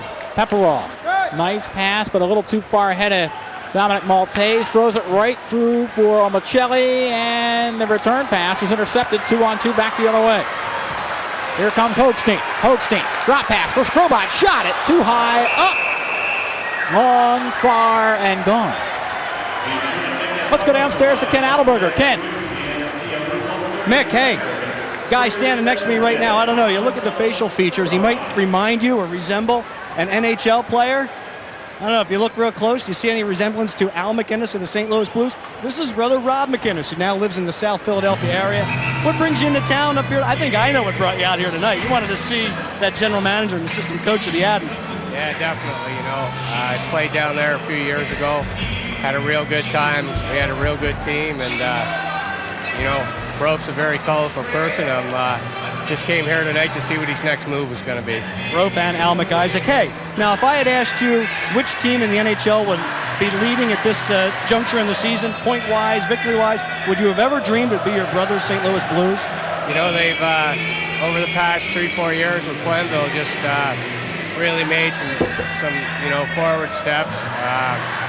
To be saying they were going to lead it, definitely not. To say they were going to be in the top 5 or 6 would be more realistic, but you know, they made a great acquisition in the goaltender. I think it's Turek is his name, and you know, he just stands so tall in there, and you can just tell the team plays with so much confidence in front of them. And they've been on TV quite a bit the last month, probably 8 to 10 times, and got to see a lot of them, and they're looking pretty good going into the playoffs. I'd like to see them win the cup. Rob, thanks very much. Guys, I think Al got the shot, but Rob got the looks. Back upstairs. With a save here, we'll take a timeout. We'll come back with more in a moment. Stay with us right here on CN8.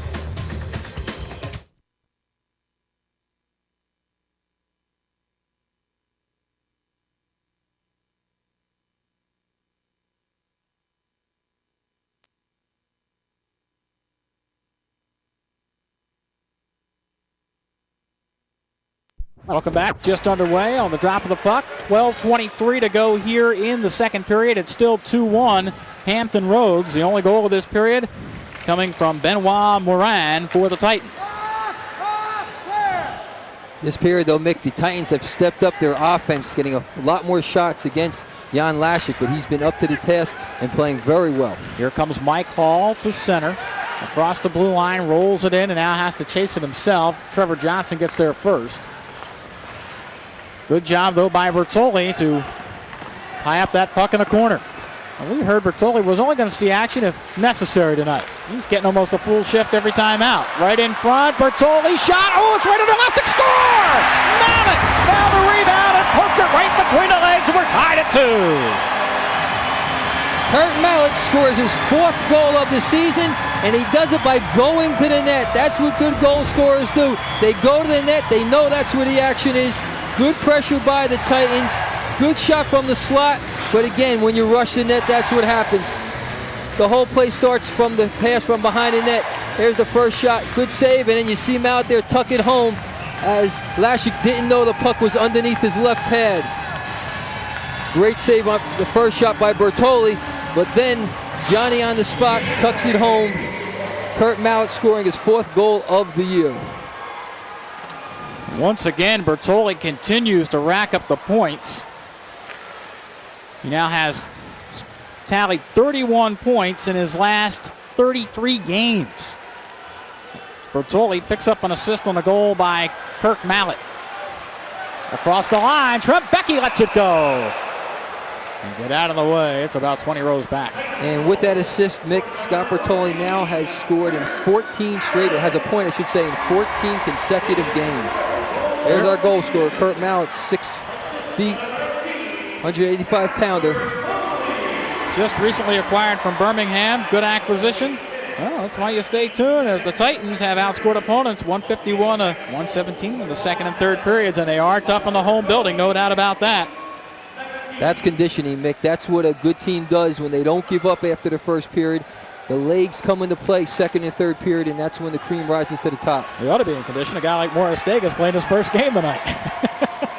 Titans have made so many moves this year, and yet they're still so competitive. That's a credit to the coaching staff and also the general manager. Right down the line, everybody on the team, from the general manager to the coach to the trainer. Dupuy couldn't really get a shot away. Trembecki was right there, and John Parco has a few words to say to him. Dupuy doing a good job tonight. This is his second game for the Titans, and Brophy concerned again, chewing the gum. It ought to be. Shots on goal, 7-2. The Titans have really stepped it up offensively on Jan Laschik here in this second period. Whitchurch to take the draw against John Parko to the right of the goaltender. Back to the point. Cam White rolls it just wide. Strobot can't keep it in. And White has to retreat to pick it up. Out there with David Hochstein.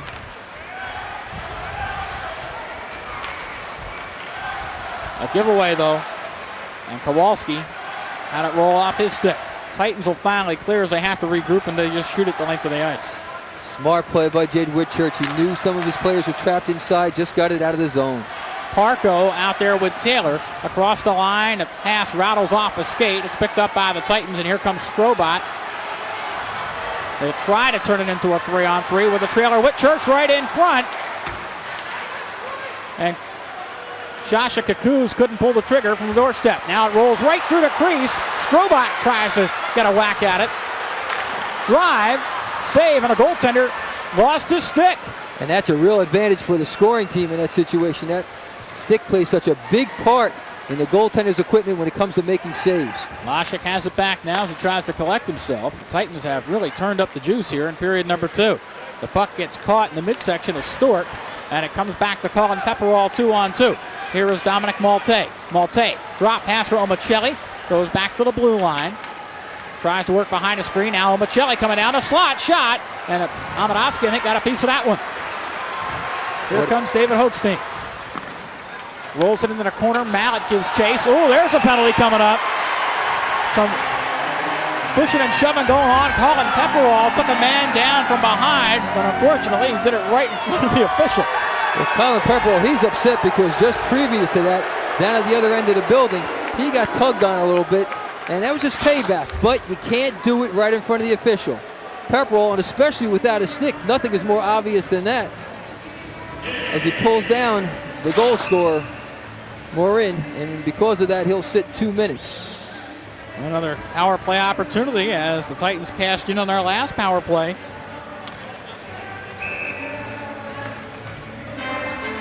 A 2-2 game with 9:21 to go in period number 2, and Jan Laschik has really been tested here in period number 2.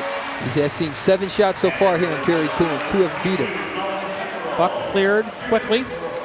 1 for 5 on the power play on the Trenton Titans, and another Trigen Energy power play. But they're also playing better on the power play. They're doing a good job of gaining the zone and setting up and working for the good shot. That time Moran pulled down Adams and got away with it. Titans with the puck in their own end. It is Mike Hall. Sends it back to the point for Dave Risk. It goes behind the net. Kirk Mallet gets there. Mallet tries to center to Hall. Hall has it. Goes back to the point for Risk. Risk. Cross ice for Bertoli, who fans and now just dumps it to the corner. Mallet walking on in. Tries to center it. Couldn't do it. Tried to get the puck to Morin.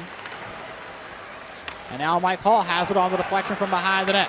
Hall rolls it in the corner. Benoit Morin goes back to the point. Dave Risk. Moran. It's tipped, and here comes a 2-on-2 back the other way.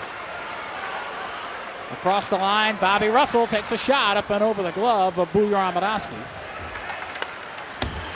Well, Vic, we mentioned about gaining control in the zone and setting the play up. The Titans did a nice job of that, but they didn't get any shots. That's the number 2 thing. And you also talked about Bertoli as he dumps the puck in right there. Not only a regular shift for a guy who wasn't supposed to play, he's on the point for the power play. 31 seconds left in the man advantage. Whitchurch working behind the net, trying to go pass a check from Stork, who takes him into the boards and now takes him down. Fans want a penalty, none called. Trying to dig it out is David Hochstein, and we have a stoppage of play as the puck is under Jed Whitchurch. Boy, what a mismatch. Dean Stork, 6'4", 205. Whitchurch at 5'9", and that's a stretch at 5'9". This is some of the physical play that you're going to see again next week if these two teams meet together in the playoffs. As Stork does a nice job taking Whitchurch off the puck and then making sure he stays down and doesn't re-enter the play. But yet the faceoff stays in the end here with 19 seconds left in the Trigen Energy power play for Jed Whitchurch and company.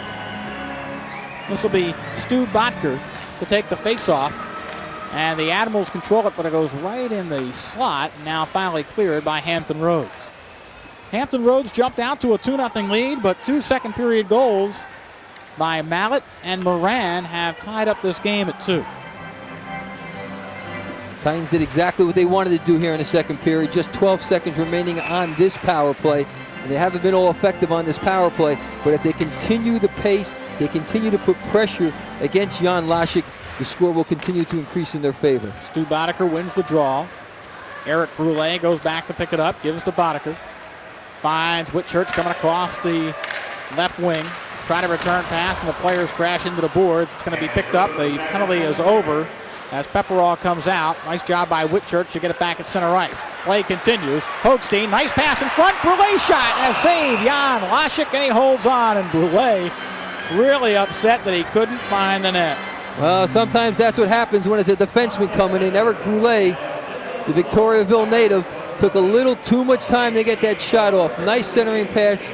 Cassidy knows that his team is starting to click now. They're starting to take advantage of the giveaways. Nice slide, the pass across. Doesn't quite get it where he wants it. He tries to beat Laschik in the 5-hole, but the save is made. Watch the follow-up. As the shot is made, you'll see one white jersey and then another white jersey on the other side. I mean, the Titans are really crashing the net, and that is good to see that a lot of people are right around the crease. Well, that's where you have to go if you want to score. 2-2 game. Back to the point, off the pad, and it was slightly misplayed by Jan Laschik. Pepperall rolls it into the zone. Mike Moristega gets there first. Omicelli digs it out of the corner. Trying to spin away from Moristega, does, centers the pass. Dominic Maltese, shot, knocked down. Great play by Cam White to block it. It never got to Amadovsky. Great play by Cam White. That's what a defenseman's supposed to do. Get his body in front of the shot, prevent it from reaching the net, and they did it beautifully. Moristega shoots it in. Sasha Kakuz gives chase. Pass to Omicelli. This one's onside. Pepperall has it. Pepperall tries to roll it in front. Blocked off by David Risk, and the Titans come back the other way. Chad Ackerman works in his own zone. Puck is tipped by Trembecki. It's going to be picked up here by the Titans. Kirk Mallett, who has one of the Titans' goals tonight, rolls it behind the net. Morin throws it right in front, and it goes right off the stick of Mike Hall as he tried to knock it down and get a shot away, but couldn't. Hall sets up Mallett. That's broken up, and here come the Admirals. Ooh, what a hit! And they're going to call an elbow on Brule as John Parco is leveled. Watch this. Now it looks like Gerard Adams is going after him. Back at the other end, it looks like tempers are starting to flare a little bit.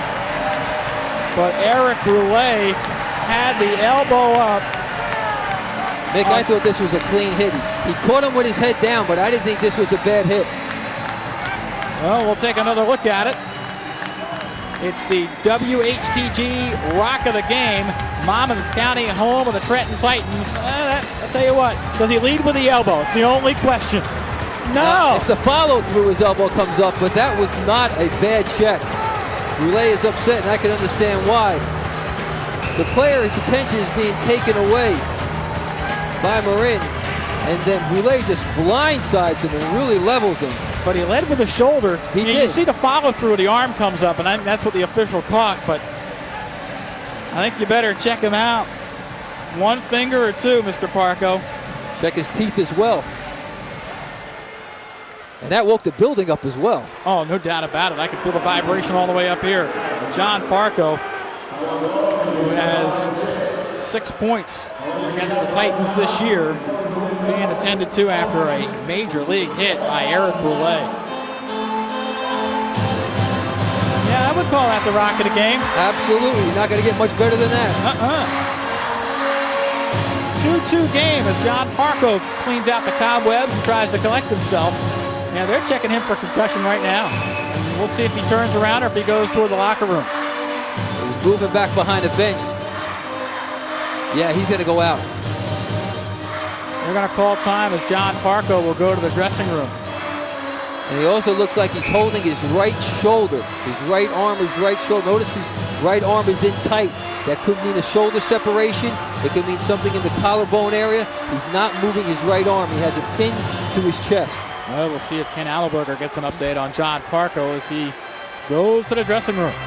5:42 to go here in this second period. The Trenton Titans have scored twice in the middle period to kind of take the wind out of the sails of the Admirals. It's a 2-2 game. Well, if these guys do meet in the first round, that is something that definitely will be remembered next week. Yeah, I don't think you have to get too much videotape of that one. It sticks in the memory. 1 for 3 are the Admirals on the power play. Crowd booing our public address announcer for announcing the power play. Here is Pepperall. The pass was behind him.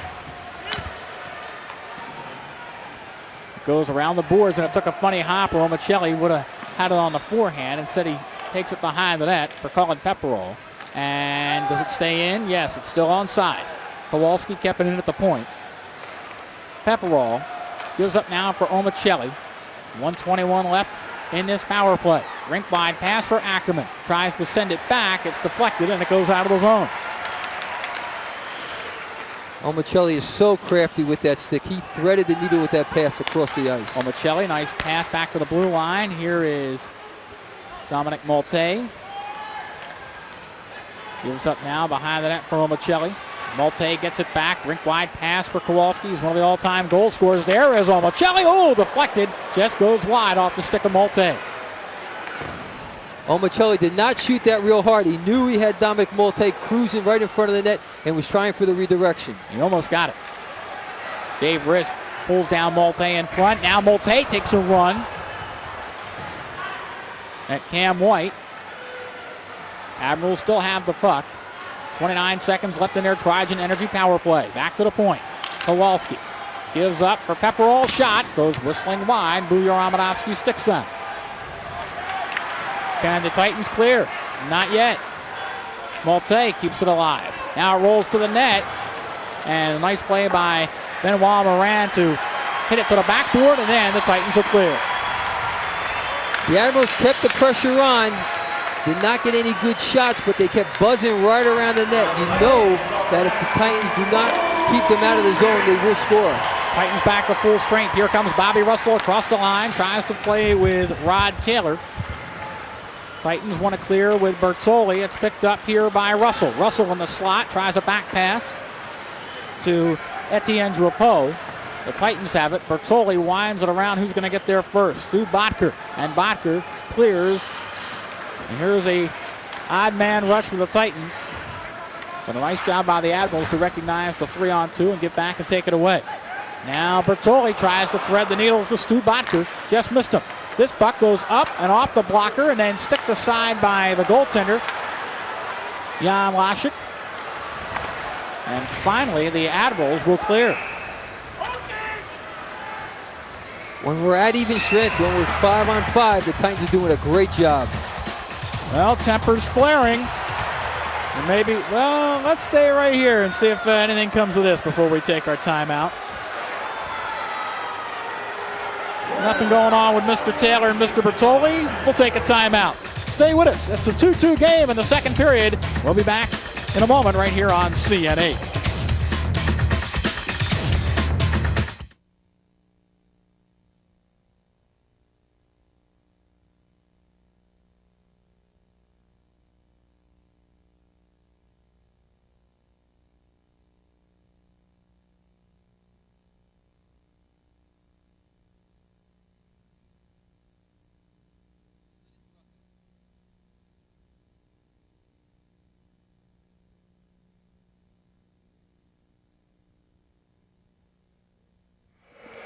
As we come back, they did assess a penalty to Rod Taylor.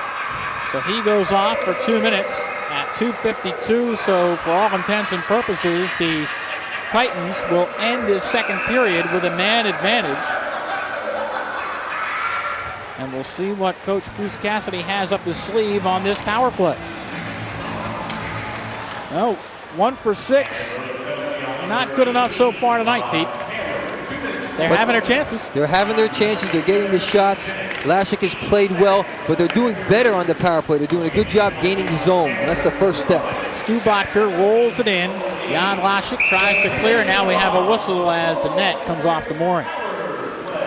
Well, the thing about this, though, like you say, Pete, is that in this second period, the Titans have really carried the offensive play to the net and Jan Laschik. And with more man advantages, good things are going to happen. They didn't really seem to hit their stride in that first period when they had power play opportunities, but you've seen a lot more scoring chances here in this second 20 minutes. Well, in the first period, it was more helter-skelter. They were just dumping the puck in and trying to outrace the Admiral player for the puck. This period, they're doing a better job controlling and setting things up. See what Hall can do in a corner here. Brule keeps the pressure on. The puck doesn't come out. Now the Admirals have it. They try to spring a man out. And here comes Bobby Russell. 2-on-2, nice pass, shot, score! Shorthanded goal for Etienne Drapeau. Bobby Russell with a nice pass, a quick 2-on-2 break, and Etienne Drapeau drops it in the back of the net. Drapeau scoring his 9th goal of the year. And for the Admirals, that's their 5th shorthanded goal of the season. And that's exactly what the Titans did not need. Great job. He's actually being tied up very well by Eric Brule, but he gets enough of the shot, beats Amidovsky to the glove side, and as we mentioned, the tide can turn that quickly. And it's one of those shots where he didn't really get a lot on it, and I think that's what fools Bouillard a little bit. You're tighten up for that hard shot, and it just kind of flutters over the shoulder. Plus, Bouillard was deep in his net. He didn't come out to challenge the shooter. He stayed back almost on the goal line, giving the shooter a lot to aim at. 3-2 Hampton Roads as this game takes a dramatic swing. 17:45 as Drapeau gets his 9th of the year. And just when the intensity started to pick up, the air goes out of the balloon a little bit. Titans with a puck behind the net. Jed Whitchurch sends it back to the point. It's still a power play. It rolls right in front, up in the air, and right there to make the save is Jan Laschik. And that goal right there is the 10th goal the Titans have given up while they've been on the power play. Shorthanded goals against. It's the 10th time they've given up a goal when they've been on the power play. Brophy maybe breathing a little bit easier, or maybe his contact lenses are bothering him. I can't tell. But the expression doesn't change too much. I guess when you've seen as many hockey games as John Brophy, you kind of take everything in stride. 57 seconds left in the man advantage. Titans looking to tie it up. Nice job of clearing the puck by the Admirals, and it goes the length of the ice very slowly as Sergei Skrobot has to chase. Almost a giveaway behind the net. There's Marty Clapton doing a nice job forward checking. Here comes Skrobot. Play is not onside yet. Now it is. He carries across the line. Had it caught in his skates. Titans try to poke it behind the net, and it comes all the way out. Nobody at that point, and it comes all the way out of the zone. Titans a little bit disorganized right now. They need somebody to step up. They need somebody to take control. The first step on the power play is to get the puck in the zone, gain control of the puck in the zone, and then make that first good pass. Last minute of play here in the second period, and the Trident Energy power play is over as Rod Taylor is back on the ice. Sasha Kakuz just shoots it in. It comes back to the point. David Risk can't keep it in. And here's a 2-on-2 developing with Colin Pepperall. Looks for Johnson, the trailer. From the point, everybody over skates, and the Admirals still have it. Now it's given away as the Titans get up to center ice with 30 seconds left in the period. Mick, what I've noticed, it doesn't matter how much pressure the Titans put on the Admiral defense. The Admirals, for some reason, are always able to get that breakout passer. They're getting a lot of odd man rushes tonight. They are. And one of the reasons, I think, is your off winger really paying attention to what's going on, and when he sees he can make a break, he does. That combined with the fact that the Titan defensemen are pinching a little bit and they're getting caught up ice. Ackerman will let the clock wind out, and I would have to say the Titans carried the play in period number 2, and the Admirals kind of escape getting a break with a shorthanded goal at the 17:45 mark to get the lead back at 3-2 for head coach John Brophy and company. Well, nothing was bigger than that goal with just 2 minutes remaining in the second period. In the period where the Titans had controlled, had carried the play, they figured they'd go into the locker room tied at 2. Now they're down by 1. So once again, Benoit Morin gets his first of the year for the Titans in this second period, and then Kirk Mallett tied it up before the shorthanded goal by Etienne Drapeau. Well, coming up, Jeffrey Berman, the owner of the Trenton Titans, will kind of reflect on this first year, a great year that it's been so far. Also, Ken Adelberger takes you around the ECHL, and then we'll come back and look at the highlights, scoring chances, and stats from our second period. So that's what's on tap if you stay with us at the intermission break. Hope you're enjoying the action tonight. 3-2, the Admirals lead the Trenton Titans. Let's go downstairs to Ken Adelberger. Ken. Thanks very much, Mick. Al, I got to ask you something, just kind of off the wall here. You're general manager, you're assistant coach, yet Brophy's the coach. So you could be perceived as his boss, yet he's your boss. How does that work?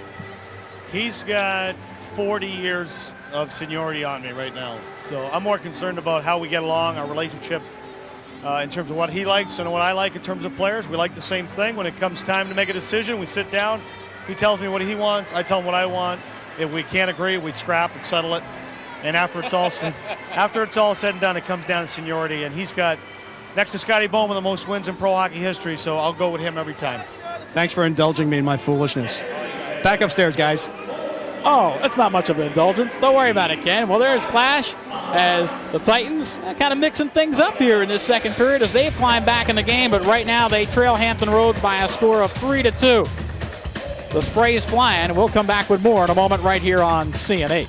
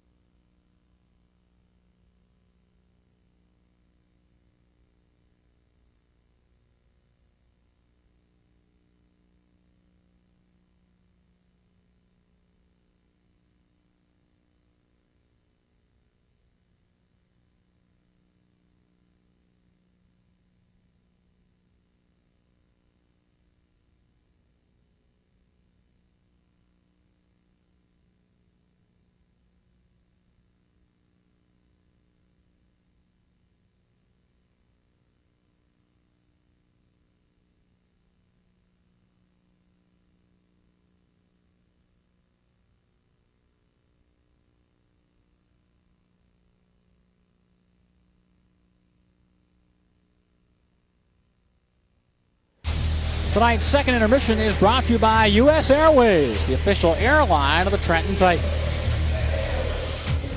We've had a very spirited game so far here tonight as the Trenton Titans currently trailing by a score of 3-2, but they did tie this game up at one point after trailing 2-0. The Titans are without the services of 8 players coming into this one. Bob Thornton, Scott Kelsey, and Chris Feil all injured, and a lot of players have been recalled as well. Let's go downstairs to Ken Adelberger, who's standing by now with the owner of the franchise, Mr. Jeff Berman. Gentlemen. And thank you very much, Mick. Indeed, with Jeff Berman, owner and CEO of the Trenton Titans, who not smiling at the moment, but I can assure you that he's been smiling all year long because what has transpired here in Trenton with the Titans having the success and the attendance and so on and so forth, that smile has been implanted most nights, right? Oh, yeah, and I've been smiling tonight up until the last few minutes. It was a little disappointing, but, we couldn't be more happy with the way it's gone. The fan support, the attendance. We've sold out every weekend game from mid-season on, so we're ecstatic about it, and we're looking forward to the playoffs. We're very happy we clinched a playoff berth. Let me just jump back from an attendance standpoint. You're happy about that. Are you a little bit surprised? Are you putting up the kind of gate numbers that you thought you would? Well, we did very well with season ticket sales before the season began, so we knew we'd have good numbers as far as attendance goes. We really didn't think they'd be as no one anticipated these kind of numbers. We'll be over 7,000 average per game for the season, which is fantastic for the first year, and we're looking forward to continuing that kind of success. Of all the things, Jeff, what is probably the most satisfying in owning and operating a professional franchise?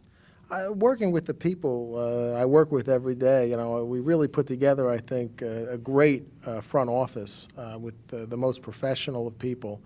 Brian McKenna, Rich Liss, Bruce Cassidy's done a great job. So it's a pleasure to go into the office and work with these kind of professionals. Has there been a downside at all? No, I mean, it's a little depressing when you lose a game, but you bounce back, and that's the only downside is when you lose a game, you think you should have won, and you feel a little depressed for a day. But it's great coming to the arena, and you actually have a job that is 90% of the time just pure joy. The incredible thing in my mind is that you guys have remained competitive. You've put up the wins. You've had your winning streaks. And you've had a roster because of injury, because of call-up. And I know that's the nature of the Coast League.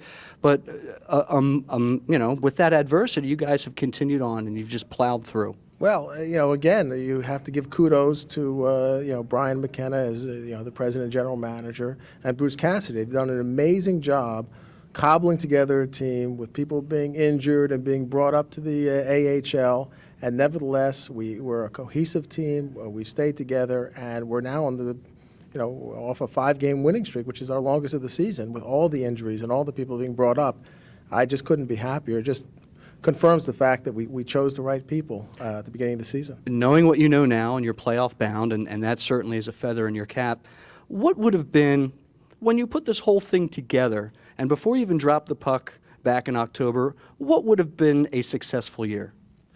I told Brian and Bruce confidentially before the season began that if I didn't make this public, but I said, look, I would love to make the playoffs. An expansion team, it's very tough to be competitive, put a competitive team on the ice, and if you guys can get me into the playoffs, I'll be happy. And not only did they get us into the playoffs, we clinched it early, and we're not going to be, we clinched it by a long shot. We may end up, 5th or 6th in the division, which I'm ecstatic about. So it's been a superbly successful year. We're very happy. My mind is racing ahead now because I'm starting to think, now you've set a precedent now. Now there's going to be expectations on this organization. You can do it this year, but now you've got to answer that again next year. You're darn right. And, we're going to keep their feet to the fires. But, again, they're the best people in the business. We've got a first-rate professional organization, and they're going to rise to the challenge. And, everyone's expectation is now to field a competitive team, and I think we can do it. It's maybe long overdue, but thanks for bringing professional hockey to Trenton. Oh, it's been a pure pleasure. Jeff Berman has been our guest. We are through 2 periods of play here at Sovereign Bank Arena. And Jeff's Trenton Titans are down by 1, but we got 20 minutes to go, and we know that they've got the power to come back. When we return to Sovereign Bank Arena, we'll take a look around the ECHL tonight. That and much more. Stay with us.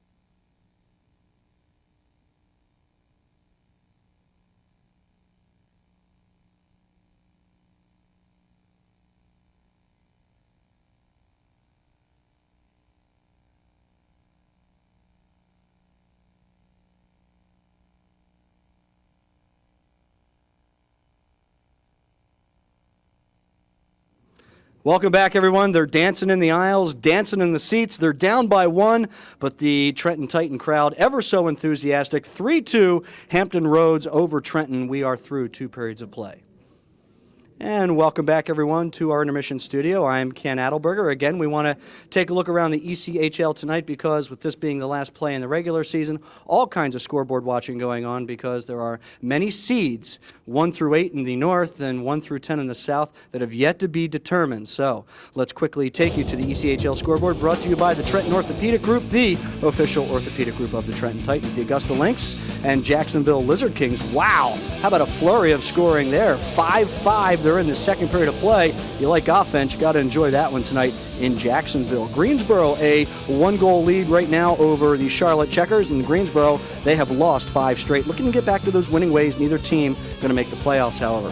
A game of interest to Trenton Titan fans. The Huntington Blizzard tied in the Northern Conference standings with the Trenton Titans. 3-2 they lead the homestanding Dayton Bombers as we speak right now. The Bombers looking to catch up to Huntington and perhaps secure a better playoff seat for themselves in the Northern Conference. Johnstown, the Chiefs, and Wheeling, they're tied at 1-1. They're in the second period of play. The Nailers, the Wheeling Nailers, that is, they have won 2 straight. Johnstown winless in their last 3. South Carolina, the Stingrays could take over the 5th seed in the South with a Mobile loss. Of course, that coupled with a South Carolina win, and that's what they're doing right now. A 1-goal lead they have. It's 3-2 over the Greenville Growl. They are in the second period of play. Tallahassee and Florida. All the Florida Everblades have done is just be the best team in the East Coast League, going for win number 53, but they find themselves down by 4 to the Tiger Sharks right now in the second period of play. Ouch. Richmond and Roanoke all knotted at 1-1. Richmond can still catch Roanoke for the Northeast Division crown. Richmond has to win their 3 remaining ones, however. Roanoke would have to lose both of those, both of their remaining games. 1-1 they are in the second period of play. Birmingham and Arkansas, the Riverblades, a league-low 17 wins. They are tied at 2 with the Bulls in the first period of play. Elsewhere tonight, New Orleans, the Brass, Ted Sater's New Orleans Brass, they have lost 4 straight. They are scoreless against Pensacola. Mobile and Baton Rouge, they are doing battle tonight as well. They are scoreless. In fact, pretty much just underway. These were 8 o'clock starts. Peoria and Toledo, they are just underway, and rounding out the busy night in the East Coast League, Louisiana and the Mississippi Seawolves just underway. And so having seen that, now let's take you to the Molson Cup standings, brought to you by Molson Ice and Molson Golden Ale and all their fine products. Hey, your number 1 star of the game, you get 3 points. Right now, Cale McLean leads the Trenton Titans. He's got 28 points in leading in the Molson Cup standings. Bujar Amadovsky right behind him with 22. Scott Bertoli, the Princeton product, with 18. Jed Whitchurch made a beautiful pass here tonight to help get the Titans on the board. Beautiful pass to Moran. He's got 16. Lenzik and Hall rounding out the Molson Cup standings. And that is a look around the Coast League tonight on the Molson Cup standings. When we return to Sovereign Bank Arena, Mick and Peter will have all the second period highlights and analysis, and that and much, much more still to come, including an all-important third period for the Trenton Titans. They trail the Hampton Roads Admirals by 1, 3-2 Hampton Roads. We'll be back to Sovereign Bank Arena and to Trenton Titans hockey here on CN8 in just a moment. Stay with us.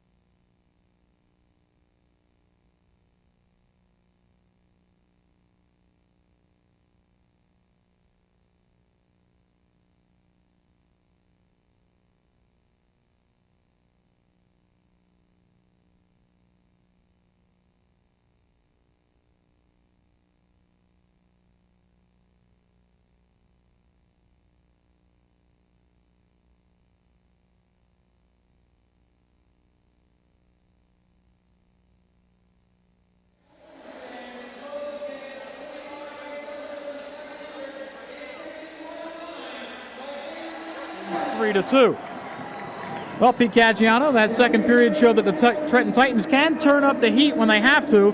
They dominated that period for all of about 18 minutes. 18 minutes. They picked up the shots, 10 shots on goal in that period. They did a nice job. Well, right now, let's go back downstairs to Ken Adelberger before we take a look at stats. Ken. Hey, thanks very much, Mick. Coach, better second period there. Got the darn thing tied, then gave up one shorthanded. Yeah, I thought we skated well both periods. We just didn't finish very well. And that period, obviously, we turned it up a notch in the power play and get back into it. And, gave up kind of it was a bad goal. We got outworked. We got lazy for a minute. But for the most part, we played the most of the period in their end. We didn't give up much in our own zone. We killed some penalties. Good hit. I thought it was a horrible call on Brule. That's a good body check. We managed to kill that. And, we're just going to have to go out and score a goal and see where that takes us. But we've got to get the next one. It's very imperative and, get us back in this thing. Thanks, Bruce, very much. Good luck in the third. Peter, Mick, back up to you guys. All right, thanks very much, Ken. Let's take a look at some of the highlights from that second period as the Titans had a big comeback, and Benoit Morin actually got things started for Trenton. Well, this is just a great play. This young fella scores his first goal of the season on a pass from Jed Whitchurch behind the net. That cuts the score 2-1. That time they were able to beat Jan Laschik, but he stood tall in that second period. That's the reason why right now Hampton Roads leads by 1. Laschik is showing why he's one of the best goaltenders in the league. He knows how to use every bit of his body to stop the puck. He uses his stick, he uses his glove, and he's good anticipating the shot. But Kurt Mallett does get a goal here for Trenton, and it tied things up at 2. Well, this is Mallett getting a great pass, or I should say a rebound from a shot. He goes to the net, he tucks the puck just under the legs as it squeaks in between, and that tied the score at 2. But Jan Laschik is so tough. You see the break here, and he's equal to every task. Well, again, anticipating, coming over, using the legs, using the pads, and then holding on for the whistle. And just when you thought it was a tie game, the shorthanded goal by Etienne Drapeau. Oh, this is a tough one for the Titans. About 2 minutes to go in the period, shorthanded. Good 2-on-1 right there. Drapeau beats him up over the shoulder, 3-2. Well, that's the way the score stands right now, but the big stat here is the shots on goal, Pete. Trenton leads in that department. That's why they're back in the game. They're back in the game for the first 18 minutes. They collected 10 more shots that period. They're doing well all the way down. Again, power plays. They picked up 1 goal in a power play, but 1 for 7 is not enough. Well, 3-2 the score right now. There's a lot of streaks to tell you about. We'll tell you about them when we come back in a moment on CN8.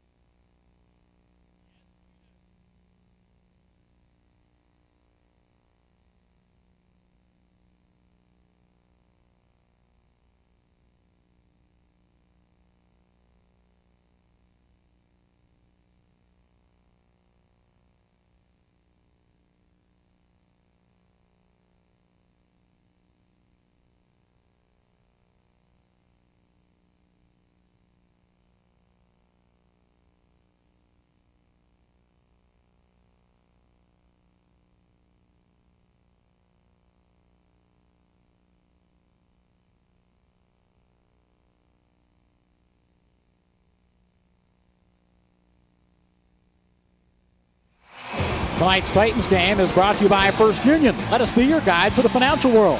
And by your local Tri-State Toyota dealers. Toyota, real values every day.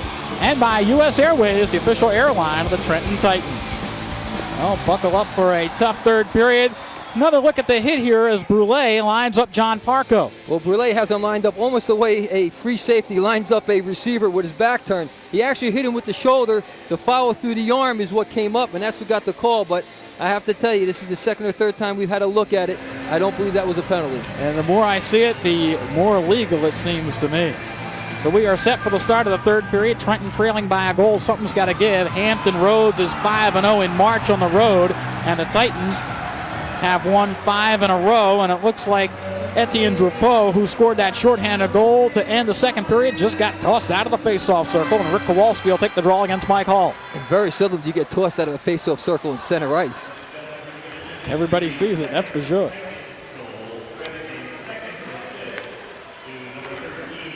Mike Hall just gets credited with an assist on Kirk Mallett's goal, so Hall picks up one more point tonight. But the score stays 3-2 Hampton Roads as the Admirals want to come out of their own end, and here comes Rick Kowalski. Mike Hall, one of those players that we weren't sure we're going to address tonight, nursing a few minor injuries, but he's also a fellow who's wanted to see earlier this year. Mallett comes across the line, rolls it, and Jan Lashik has the glove ready to make the catch. Mallett letting an easy shot go, not necessarily looking to score on a shot, just looking hopefully to get the puck in front of the net where things might happen. Well, Bunyar Amadovsky skates through the picture as he gets back in the crease. Faceoff will be back down at the other end. Where is he? No, he just went through and he kept on going. He'll come back. Don't worry. There. Don't worry about it. Time for a drink and get ready to go. Just cruising around in his zone, having some fun. Seen two of the best goalies in the ECHL. Matter of fact, both of these goaltenders were in the All-Star game this year. Here's a nice play in front. It's right in the slot. Shot on a turnaround. And David Hochstein almost found the net. Hochstein one time that he just turned around, let the shot go.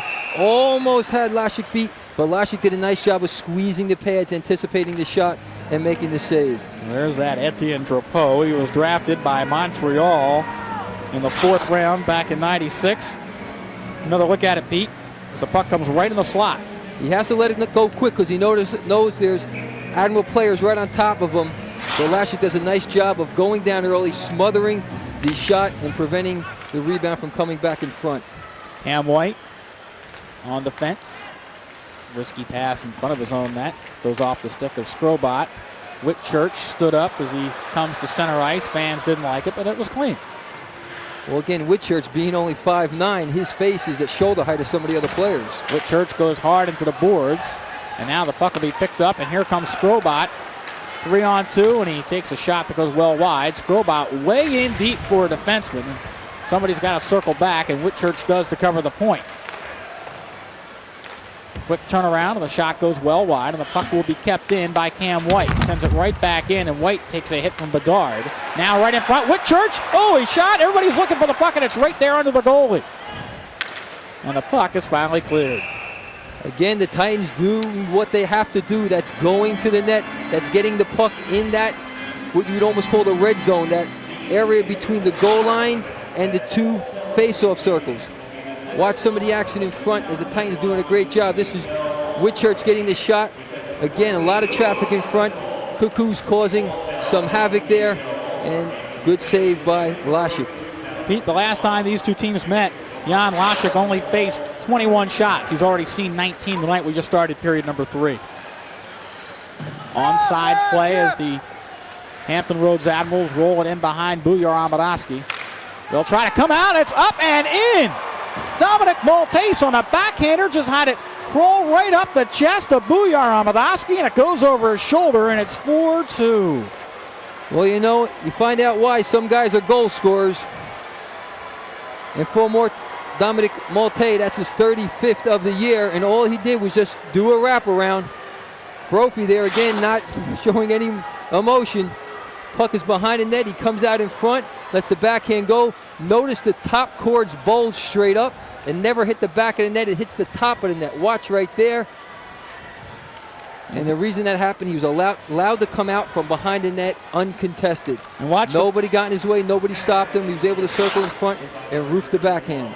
Omicelli picked up an assist. Also, Colin Pepperall gets one as well on the goal by Dominic Maltese, showing us why he is the 4th all-time leading goal scorer in Hampton Roads history. Titans keep the puck in. And now it does come out. Titans trail by 2 as Trembecki shoots it in. Well, 2 bad goals to give up, Mick. One with 2 minutes remaining in the second period, and another one 2 minutes into the third. Here's a centering pass. Shot scored! The Titans are back. Check Trembecki. Put the pass from behind the net, the quick one-timer, and it's a 1-goal game again. I wouldn't go anywhere. The Titans just keep coming back. You can't keep them down. That time, Jeff Trembecki scores his 4th of the season. And it's a beautiful centering pass from behind the net as the Titans are working. They're paying the price behind the net. Boddicker makes a nice pass in front. Trembecki one-times it, lets the quick shot go over the left shoulder of Lashik, and it's cut back to 4-3 the score. And just when you thought the Titans might be out of it, boom, they turn it around. Dupe and Bodker pick up the assist on the goal by Jeff Trembecki, and it's a 4-3 Hampton Roads lead, and we still have 17-12 to play in this one, so get something to drink and settle in, because I think we're going to see a fun-filled third period. Well, this is definitely a game where the goaltenders' goals against average are going to rise just a little bit. But when you have two of the best teams in the league, you're going to see this. Here's a shot. Oh, it just goes over the goal line and didn't go in the net. Just trickled past the goal line, Pete. Bouillard got a piece of it. It just went by that far post, never crossed the line. So the Titans dodge a bullet there, and sometimes you get that turnaround uplift when you realize that could have been dangerous. Let's kick it into another gear. We'll see if that happens to the Titans here. Here comes Marty Clapton with Kowalski. Broken up here as the puck's taken away by Mallet. Looking ahead for Bertoli. Bertoli does a nice job of getting that puck to go behind the net. Hampton Roads wanted to clear, now they finally do.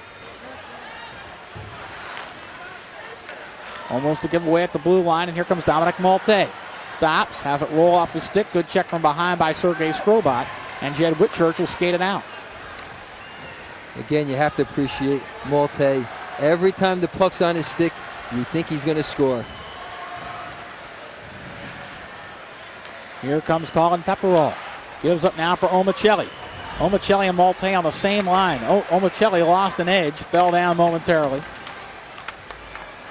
Titans have the puck as David Hochstein wants to clear out and does. Comes to Whitchurch. Whitchurch will dump it in. And the Titans will chase. Here's a pickup by Cuckoos. It rolls in front. It's bouncing around, still in the slot. Who's going to get there first? Trevor Johnson does. And the puck is shot in on Amadowski, who kneels down and makes the save. Hochstein looking ahead to Botker. Stu Botker hit as he comes across the line. Drapeau takes the puck away there. Gives up now for Parrish. Seklinka, who hasn't seen much ice time tonight, rolls it into the zone as Russell gives chase. Bobby Russell has it behind the net. Wants to center a pass to Drapeau, who comes in to help. Russell still trying to kick it free. Cam White has him tied up. And now Drapeau got a stick on it momentarily. Eric Roulet picks it up and shoots it length of the ice. This will be icing against the Titans. Good battle behind the net. Both players using their strength, using their size. The puck stayed right in front, but they couldn't get control either side. Well, like we said, you got to be careful with giveaways, and here comes Taylor walking right on in, one of the all-time goal scorers in the ECHL, and this one just wouldn't go in. Oh, and he let a beautiful slap shot go. However, Jeff Trembecki did pick up a goal to make this close, his 16th of the season. 2:41 the time of the goal, and the Titans are back down by one. At 16th overall, 4th as a Trenton Titan. He did have some goals at Pensacola earlier this year. Skrobot has it roll off the stick, and Dupe knocks it in the zone. Here comes Kowalski back the other way. Shot knocked down at the fence by Cam White. And Trembecki, who had the goal, comes back. Here's a 3-on-2. Rink wide pass. They get it right in front, and the shot is never taken. It rolls off the stick of Stu Botker. Botker didn't miss by much. He couldn't control the pass. Great setup. Beautifully executed play. Trying to hit the left wing, who's a right-handed shot, Botker, but it was in the heel of his stick. Never even got the shot off. Taylor's shot knocked down by Amadowski, and here come the Titans again as they try to bust out. Titans doing a pretty good job of head man in the puck, Pete. Looking for the open winger who breaks the center, and that's something that Hampton Roads was doing so effectively through the first half of this game tonight. Well, Cassidy said that he was real pleased with the play of the team. Yes, they gave up a bad goal at the end of the second period, but they played with spirit and they played with confidence. How about the spirit by Brule? Because I haven't seen John Parco come back from that hit that Brule leveled on him. Well, that's a precautionary measure. He probably won't come back tonight. Titans, odd man rushes with the advantage. Changing gum on the fly as the head coach. I saw that. One hand took the old gum out into the old wrapper. With the other hand, he put the new gum in his mouth. That was pretty good. Like I said, give a whole new meaning to changing on the fly. White on the blue line will dump it in. Just missed the official. And the puck behind the net here for Dean Stork. Omicelli starts out, missed his man. Pepperall at center ice. It's icing. Well, it's a two-line pass regardless. Icing still, and it comes back to the other end. 13 minutes, or just over 13 minutes remaining, and Brophy keeps looking at the clock. Back in the 86 to 89 time frame, John Brophy ran the Toronto Maple Leafs. Well, there's a man who recently had a career in the NHL, Shel Samuelson, now assistant with the Trenton Titans, actually picked up a Stanley Cup championship ring back in the early 90s with the Pittsburgh Penguins. He's working the gum just as well. Could be a head coach someday. Back to Cam White at the point. Lets it go, and it's dropped. You hate to see the whistle blow so fast. I realize that Jan Lashik is a great goaltender, and when he makes the catch, he's not usually going to drop the puck. But I think Coach Cassidy feels the same way I do. Let him play for a second or two. No, I got to tell you, Mike Galloway did the right thing. All officials will protect the goaltender, and whenever they have it, they'll give him the benefit of the doubt. Let's listen. Right there. See, even Lashik thought he had it. Lashik was looking inside his glove. He thought he had it. But he dropped it at the last second. Wrist takes the shot. Head save, Lashik. Boy, that was a lot tougher than it looked. Lashik had to do the splits, use the left leg as wrist, let a beautiful wrist shot go from about 40 feet out. Titans are not out of this game, but here is a puck back at the point. Amadovsky with a big stick save off the drive from Chad Ackerman. And there's a pretty heavy hit from Mike Hall as Bedard went into the boards hard. Who's going to pick up this puck first? Titans, and it could be a 2-on-2 coming out.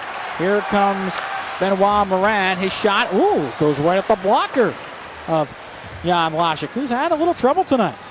Both teams not shy about shooting. As soon as they get anywhere near the goaltender, they let it go. Here comes Brule, gives up the shot, pad save, rebound for Brule in the slot, and it's finally cleared by Kowalski. Good shot by Morin, and Brule tried to follow up. Tough break for Eric Brule. The puck was bouncing, just jumped over his stick. And again, being a defenseman in that close, not quite as skilled at handling those loose pucks. Kowalski shoots it into the corner for Clapton. Skrobot gets there first. 11:57 to go, and the play's starting to pick up a little bit. Taylor just drives one off the side of Amadovsky. No chance of going in, but you hope for a deflection. And the Titans pick up the puck at the blue line with Jed Whitchurch, but it rolled off his stick. Mike Maristega tries to clear the zone. Whitchurch takes a run at Johnson. Well, I don't know how much of an effect it has. At Whitchurch, the smaller guy, found himself on the ice after the hit. 11:24 to go here in this third period. A 4-3 Hampton Roads lead. Maristega with a look over his shoulders. Omicelli dogging him, and Omicelli getting the puck behind the net. Tries to center to Pepperall out front.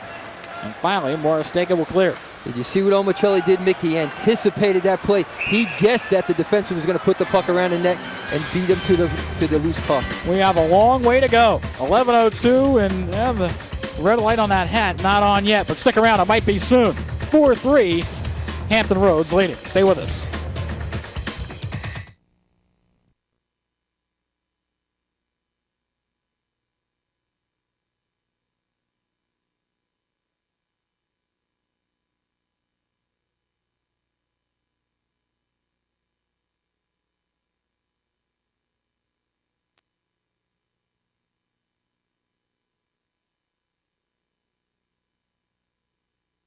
Welcome back to Sovereign Bank Arena here in Trenton, New Jersey. Pete Gaggiano joining myself and Ken Allenberger tonight. Mick Moddinghoff, glad you could join us, and hopefully you are one of the 6,852 on the average. But tonight, look at that, 7,918. can't say enough about the way the community has supported this team, Mick. They've been selling out more than half their games this year. And speaking about tickets, playoff tickets go on sale very soon, so fans should keep their eye open for that. Across the line, Titans trying to stay onside, and they are. Etienne Drapeau winds it around, and nobody at the point. And this puck will be touched up. It is icing called against Hampton Roads. But Pete, you just mentioned the playoffs. There may be a possibility of a playoff game right here on CN8. I'll alert the fans to stay tuned for that. But we really won't know until Monday because, as we told you in the open tonight, there are basically 6 points out there that can be juggled around any one way or the other, and who knows where the Titans would open up on the road, at home, and even who they play at this point, because there's still a lot of games to be played, a lot of points to be had in the final 3 games of the season. Hey, the face-offs almost even. Early on, that probably was more in favor of the Hampton Roads Admirals. And the other thing that will influence when the playoffs are played at this building is the other team's building are not always available. So there's a lot of jockeying going on for time, especially with arena football coming up. Some of the buildings are being booked already for arena football, and they won't be able to have the ECHL playoffs. This is true. Icing back the other way. So maybe the team's getting a little tired, as we've seen an icing each way here with 10:22 to go in the third period, as Jan Laschik has faced 23 shots. And tonight, 16 shots for Bujor Amadovsky. I think the teams might be getting a little bit tired. Also, they're starting to play a little tighter defense. What's happening is the forwards are coming back to help the defensemen, and then the only way to get the puck out of the zone is to dump it out. Well, it looks like Moran going to carry through, tries to play through for Bertoli. Now Laschik behind the net. Shot it into the crowd. Now, sometimes you'll give a goaltender a 2-minute penalty for that. When he's handling that puck and really just kind of fires it into the crowd, you could get hit for a delay. Well, if it goes directly out, yes, it is a delayed game, but that deflected off another Hampton Roads player, and that's why the faceoff is right there in the corner. But as we take a look at Jan Laschik, first in wins, and that's just an amazing statistic, 34 wins this season. Well, he misplays the puck again, as you see right there. You mentioned it earlier, Mick. He's been doing that all night. He recovers, but then has to fire the puck high. There's a shot, whistles wide off the faceoff, and Botker broke his stick on the attempt. Back the other way, here comes Etienne Drapeau, who has a goal tonight. He had the big short-handed goal at the end of the second period. And now the Titans control. Risk takes the shot. Long rebound, though. And it's going to be picked up by Botker in the corner. Botker plays for Trembecki behind the net. He's out there with Dupe. Dupe centers the pass. Shot! Oh, nice save by Jan Laschik off the stick of Botker. Here's a return shot. That's knocked down at the fence. And here comes Omicelli, 2-on-2.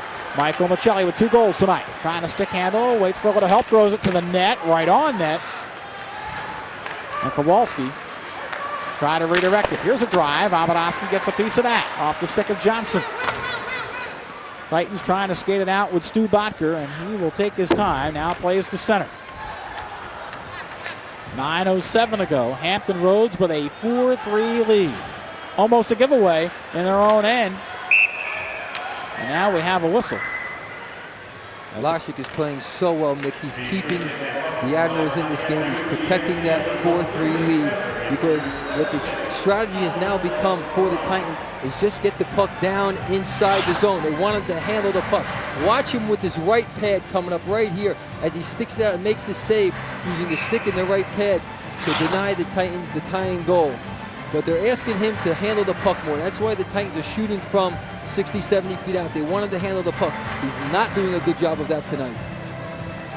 Whitchurch on the draw here against Omicelli, and Michael Omicelli wins the draw. Hampton Roads, with a slow pass right at the blue line, and that should have been picked off, but the Titans will dump it back in. Goldstein avoids a hit. Brule plays with Skrobot. Eric Brule wants to start out. Goes back to Sergei Skrobot, who skates to center. 3 men across the blue line, and Skrobot able to split him. Tries a back pass to Hoagstein, but that was broken up. Again, Skrobot, a defenseman.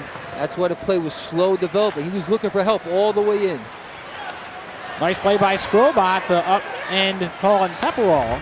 He tried to carry in on the far wing. And now Whitchurch behind the net. Pepperell gets a stick in there and deflects it. Kukuz will shoot just the length of the ice. This is icing, and the Titans will regroup. Kukuz just looking to take off some of the pressure. He was just signed about 2 weeks ago by the Titans as a free agent. He scored his first goal in that 10-1 win over Toledo on the 24th.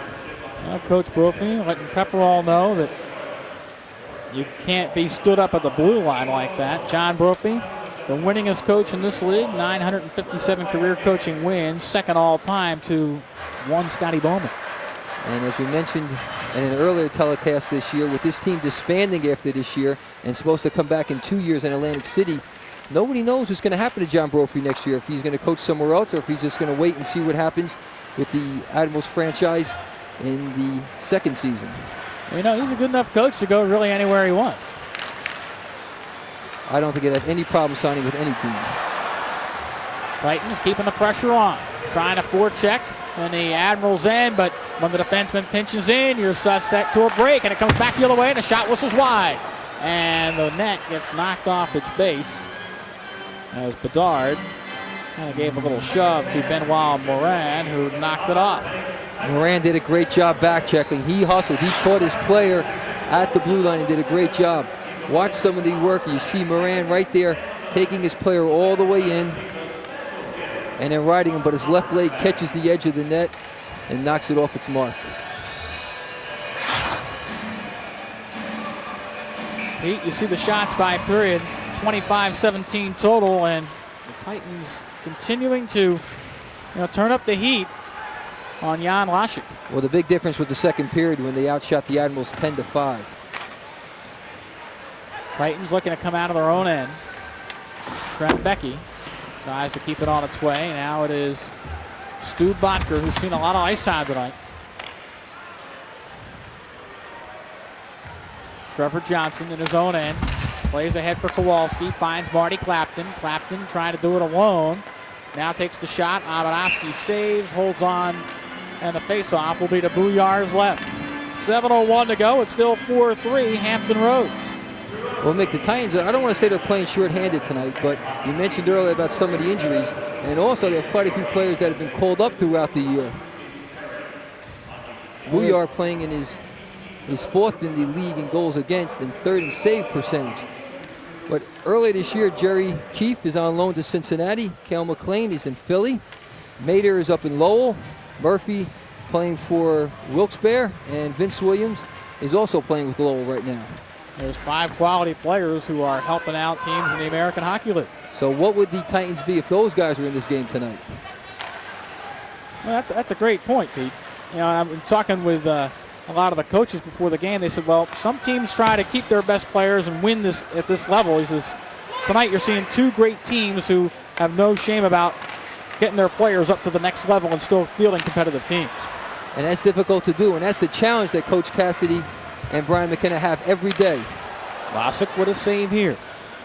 6:25 to go. And the Titans have the puck in the neutral zone with Eric Brule. Brule trying to stick handle pass. Malte couldn't really do it.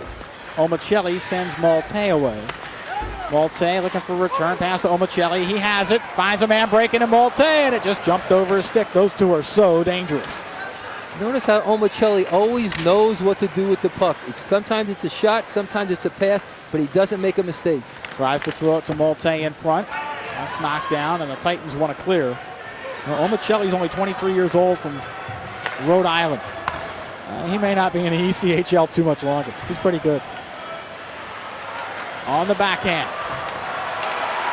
Titans trying to call for a penalty as Mallet was being held, but no call there. Parrish rolls it ahead. Morris Stega plays catch with Cam White. White to Bertoli.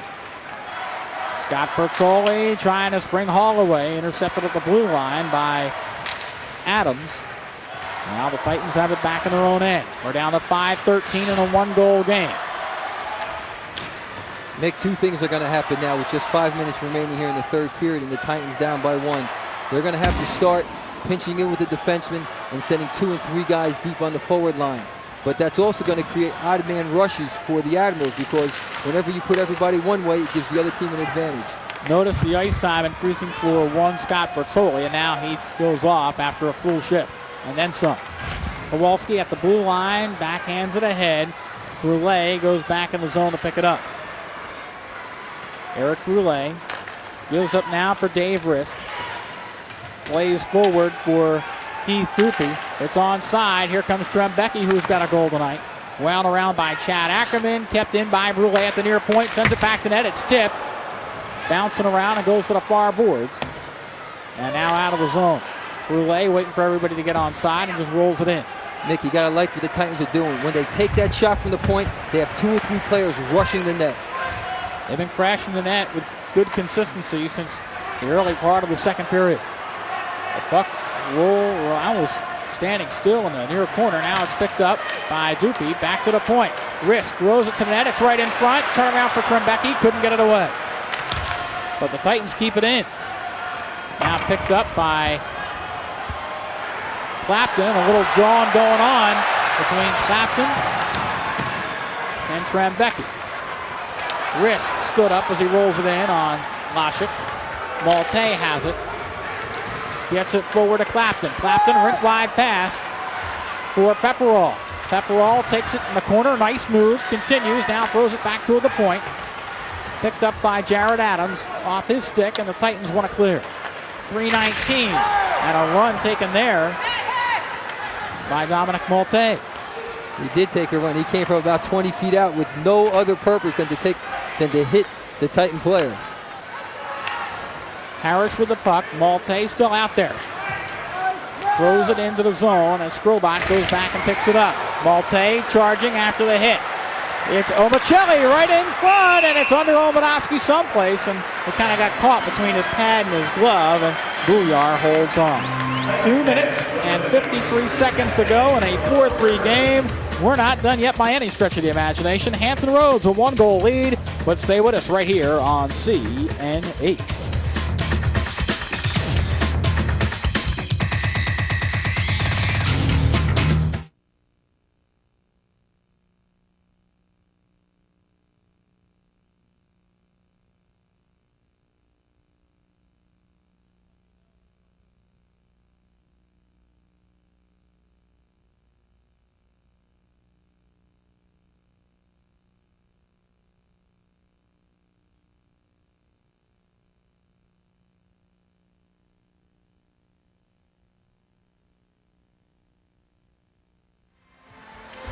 Welcome back. 4-3 the score with 2:53 to go in this one. Face off to the left of Bouillard Amadowski. In the Trenton end, it's controlled by Mike Hall, and Brule has it behind the net. The urgency is upon the Titans as they trail by 1 in the final 2:45. Well, right now they have to throw caution to the wind, put all 3 forwards and at least 1 defenseman rushing the puck. Brule skates to center, broken up by Trevor Johnson. And Johnson just trying to knock it back in the zone, forcing Mike Hall to come back and get it. Hall rolls it in, but Bertoli's offside. And Bertoli was hit after the whistle blew. He's been nursing injuries, and I'm sure he didn't need that hit.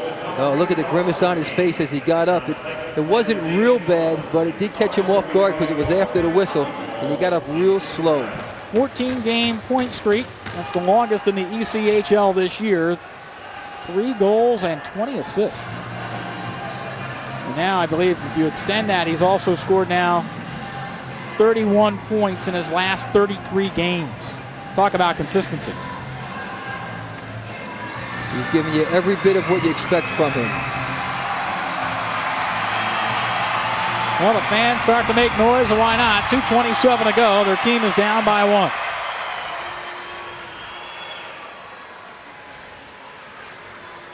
His first pass out of the zone is so important here to getting the puck in the opposing team's end. It goes in the corner. It's going to be Taylor getting there first. He tries to clear, and it does come out of the zone. If you're going to dump it like that, your forwards have to outrace the other team's defenseman to the puck. Relay shoots it in on net. Lashik made the save, and now Omicelli out there. Gets it ahead to Rick Kowalski. Kowalski backhands it in. He'll go off. Hampton Roads wants a change, as do the Titans. Bertzoli at the blue line. Sidesteps a hit, leaves it for Whitchurch, who just backhands it in the zone. Benoit Moran, who has a goal tonight, goes in after it. Now here's that defenseman pinching in. It is Risk. Risk behind the net, trying to throw it right in front. It came right through the crease, but nobody was there. That time, Hochstein was in too tight. He was actually almost on the goal line. The puck went behind him as it went through the crease. 1:22 to go. It comes back down to the other end, and now Jan Laschik has a big face-off coming up in his end. But like you say, Pete, watch. You'll see David Hochstein a little too tight on the doorstep right there. He was crashing on the far side like he's supposed to. The defenseman Risk was in deep, but the pass just missed. Jan Laschik has given up 3 tonight. Titans have been winning the face-offs this period, and they need a big draw here out of Jed Whitchurch to send it back to the point. Risk is there, and here he is. Tries to throw it to the net. It's knocked down in a maze of players, and it's picked up and cleared in a high arc style by Hampton Roads, and that is a 2-line pass. It is offside. Every faceoff now is so important for the Titans. Drapeau, who scored that shorthanded goal right at the end of the second period. And Cassidy now probably contemplating when he's going to call his timeout, when he's going to pull his goaltender. Jed Whitchurch winning 9 of 13, make it 10 of 14. He's the man you want out on the pulling the trigger. And now Skrobot almost gave it away, and Risk has to come back and pick it up. There's 1 minute left in the game. The question is, will Amadowski come out right now? He's skating halfway up the slot. The puck goes in the other end.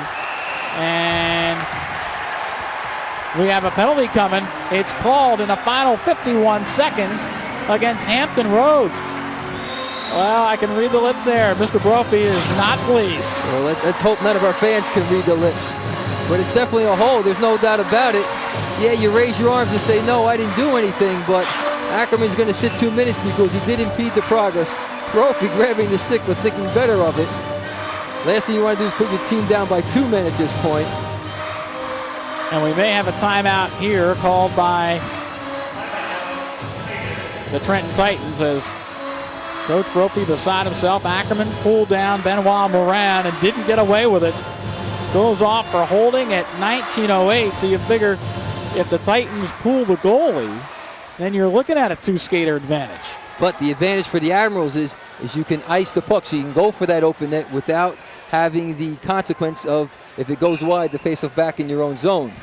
Neither team doing well on the power play. Admirals 1 for 4, Titans a miserable 1 for 7.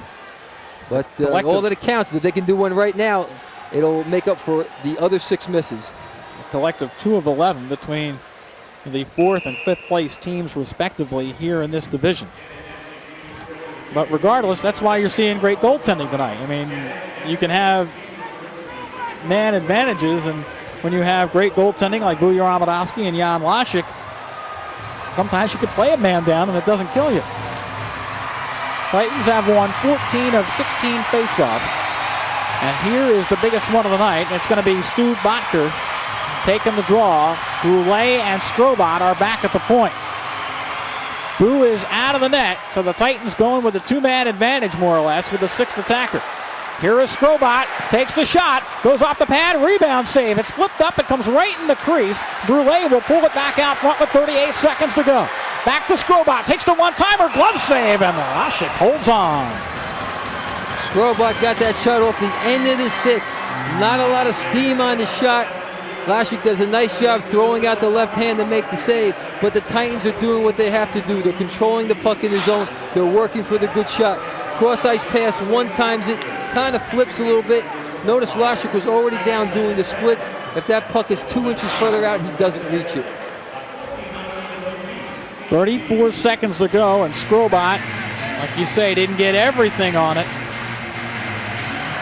He almost found the upper corner. Skrobot, 20-year-old from the Soviet Union, property of the Philadelphia Flyers. And now I think the timeout's going to be taken by Hampton Roads. So the Admirals will call a timeout. We still have 34 seconds to go, and the Titans are keeping Bujar Amadowski on the bench. So Coach Brophy has to figure out how they're going to handle the two-skater advantage. Well, it all comes down to the faceoff. That starts it. Whoever wins the faceoff, because there's only 34 seconds. If the Hampton Roads team wins the faceoff and they get a chance to ice it, they'll knock off at least 10 to 15 seconds. Take a look at some of the fans and some of our crew. That's one Alan Sherman. I know that guy. How did he get such good seats? He must know somebody. 34 seconds to go. Admirals lead it by the count of 4-3, and Coach Cassidy telling people to go to the net on Jan Laschik. Well, the other thing is because so many of these players are new, I wonder how many actually have been schooled by Cassidy and trained by Cassidy on what to do in this situation. This time the faceoff is controlled by Hampton Roads, but it's knocked down behind the net by Kurt Mallett. Skrobot has it. Back to Brule. Here's his drive to the maze of players in front. It was knocked down. Brule has it back with 22 seconds to go. And now we have a whistle and a penalty called. Oh, there's a punch by Kowalski as the man is down. That is Benoit Morin, and now pushing and shoving going on. Well, here's a place where the Titans just have to get out of there. There's going to be a penalty against the Admirals. Get yourself out of there. Don't retaliate. The book on Moran is that he does mix things up and he tries to draw penalties, but we'll see if we can get him to watch. He's down. Watch Kowalski. Boom. Hits him in the head. Left while you're down already. Now the arm's up already. Kowalski's going to go. Another look at it. He pulled him down. That was and the they punched him. And then the left. Moran does the right thing and just lay there. Don't do anything. You don't want to get a retaliation penalty, but there is two players in the box for the Admirals, one for the Titans. So I think the two minors are going to cancel each other out. Bodker appears to be going to a locker room, as will the Admiral Roads player, because they're coincidental minors and will not be put up on the clock and do not affect on-ice strength. So they'll continue to skate 5-on-4, or because the goaltender's pulled 6-on-4. 4-3 the score. As they explain everything to Kurt Mallett. Well, Kowalski is done, and that's no surprise. You hit a guy when he's already laying down, you're going to go. Well, I can understand why the Titans are upset right now, because I didn't see any retaliation. I didn't see anything that caused the Titans to get their penalty. All I saw was Kowalski not only dump Marin, then he gave him a left to the side of the head. Uyar Amadovsky is still out. It is a 5-on-4 advantage. Actually, it is a 5-on-4 advantage. 11 seconds to go. Here is Brule. Winds up. That's knocked down by Drapeau. Nice play by Drapeau. Everybody's got to clear the zone. There's only 4 seconds left. The shot has to come soon, and it will not.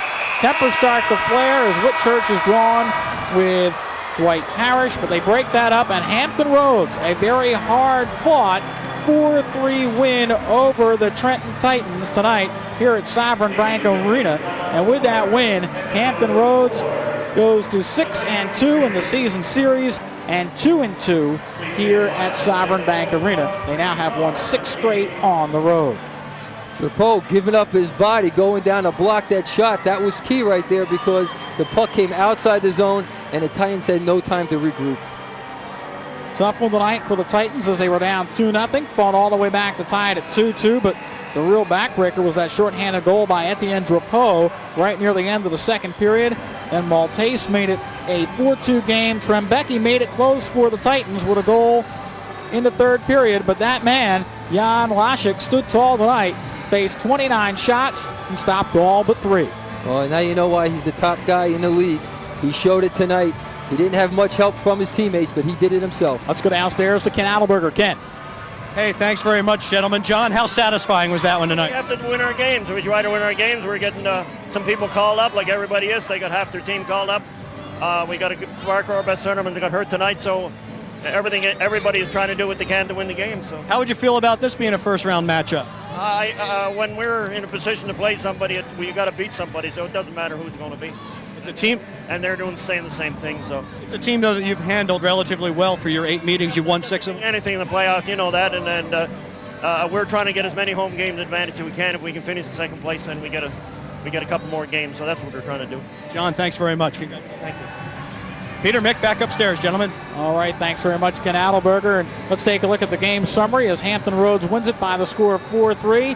As we said, Omicelli had 2 goals to open the scoring. The Titans had tied it up at 2, but it was that shorthanded goal by Etienne Drapeau that really kind of spelled doom for the Trenton Titans, and they trailed the rest of the way, Pete. Right at the end of the second period, short-handed to boot, Mick. That was the stake through the heart. And the Hampton Roads Admirals now with a 6-2 advantage in the series. Final stats, you'll see the shots on goal and the face-offs won. The Titans did everything they could to try to storm the net here in this third period, but they just come up a goal short. Well, I think the only thing they have to work on is their power play. 1 for 8 is not very good, but again, as I mentioned earlier, Mick, so many new faces, not used to working with their teammates. Well, as you heard Coach Brophy allude to in the interview with Ken Adelberger, it doesn't matter who you play in the playoffs because when you get to the playoffs, you can throw a lot of the regular season stuff out the window. And when you have great goaltending that can carry you that far, like goaltenders like Bujar Abadovsky or Jan Lashik, that definitely spells the key during the playoffs. Well, a good goaltender can really do that for you. Well, keep an eye on CN8 as we hopefully will be able to have a playoff game that's still to be worked out.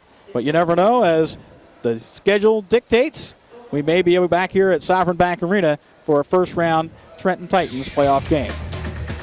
Big one tonight for Hampton Roads. 4-3 win now for Ken Adelberger and Pete Caggiano. I'm Mick Monaghan. Thanks for joining us all year long on CN8. So long, everybody.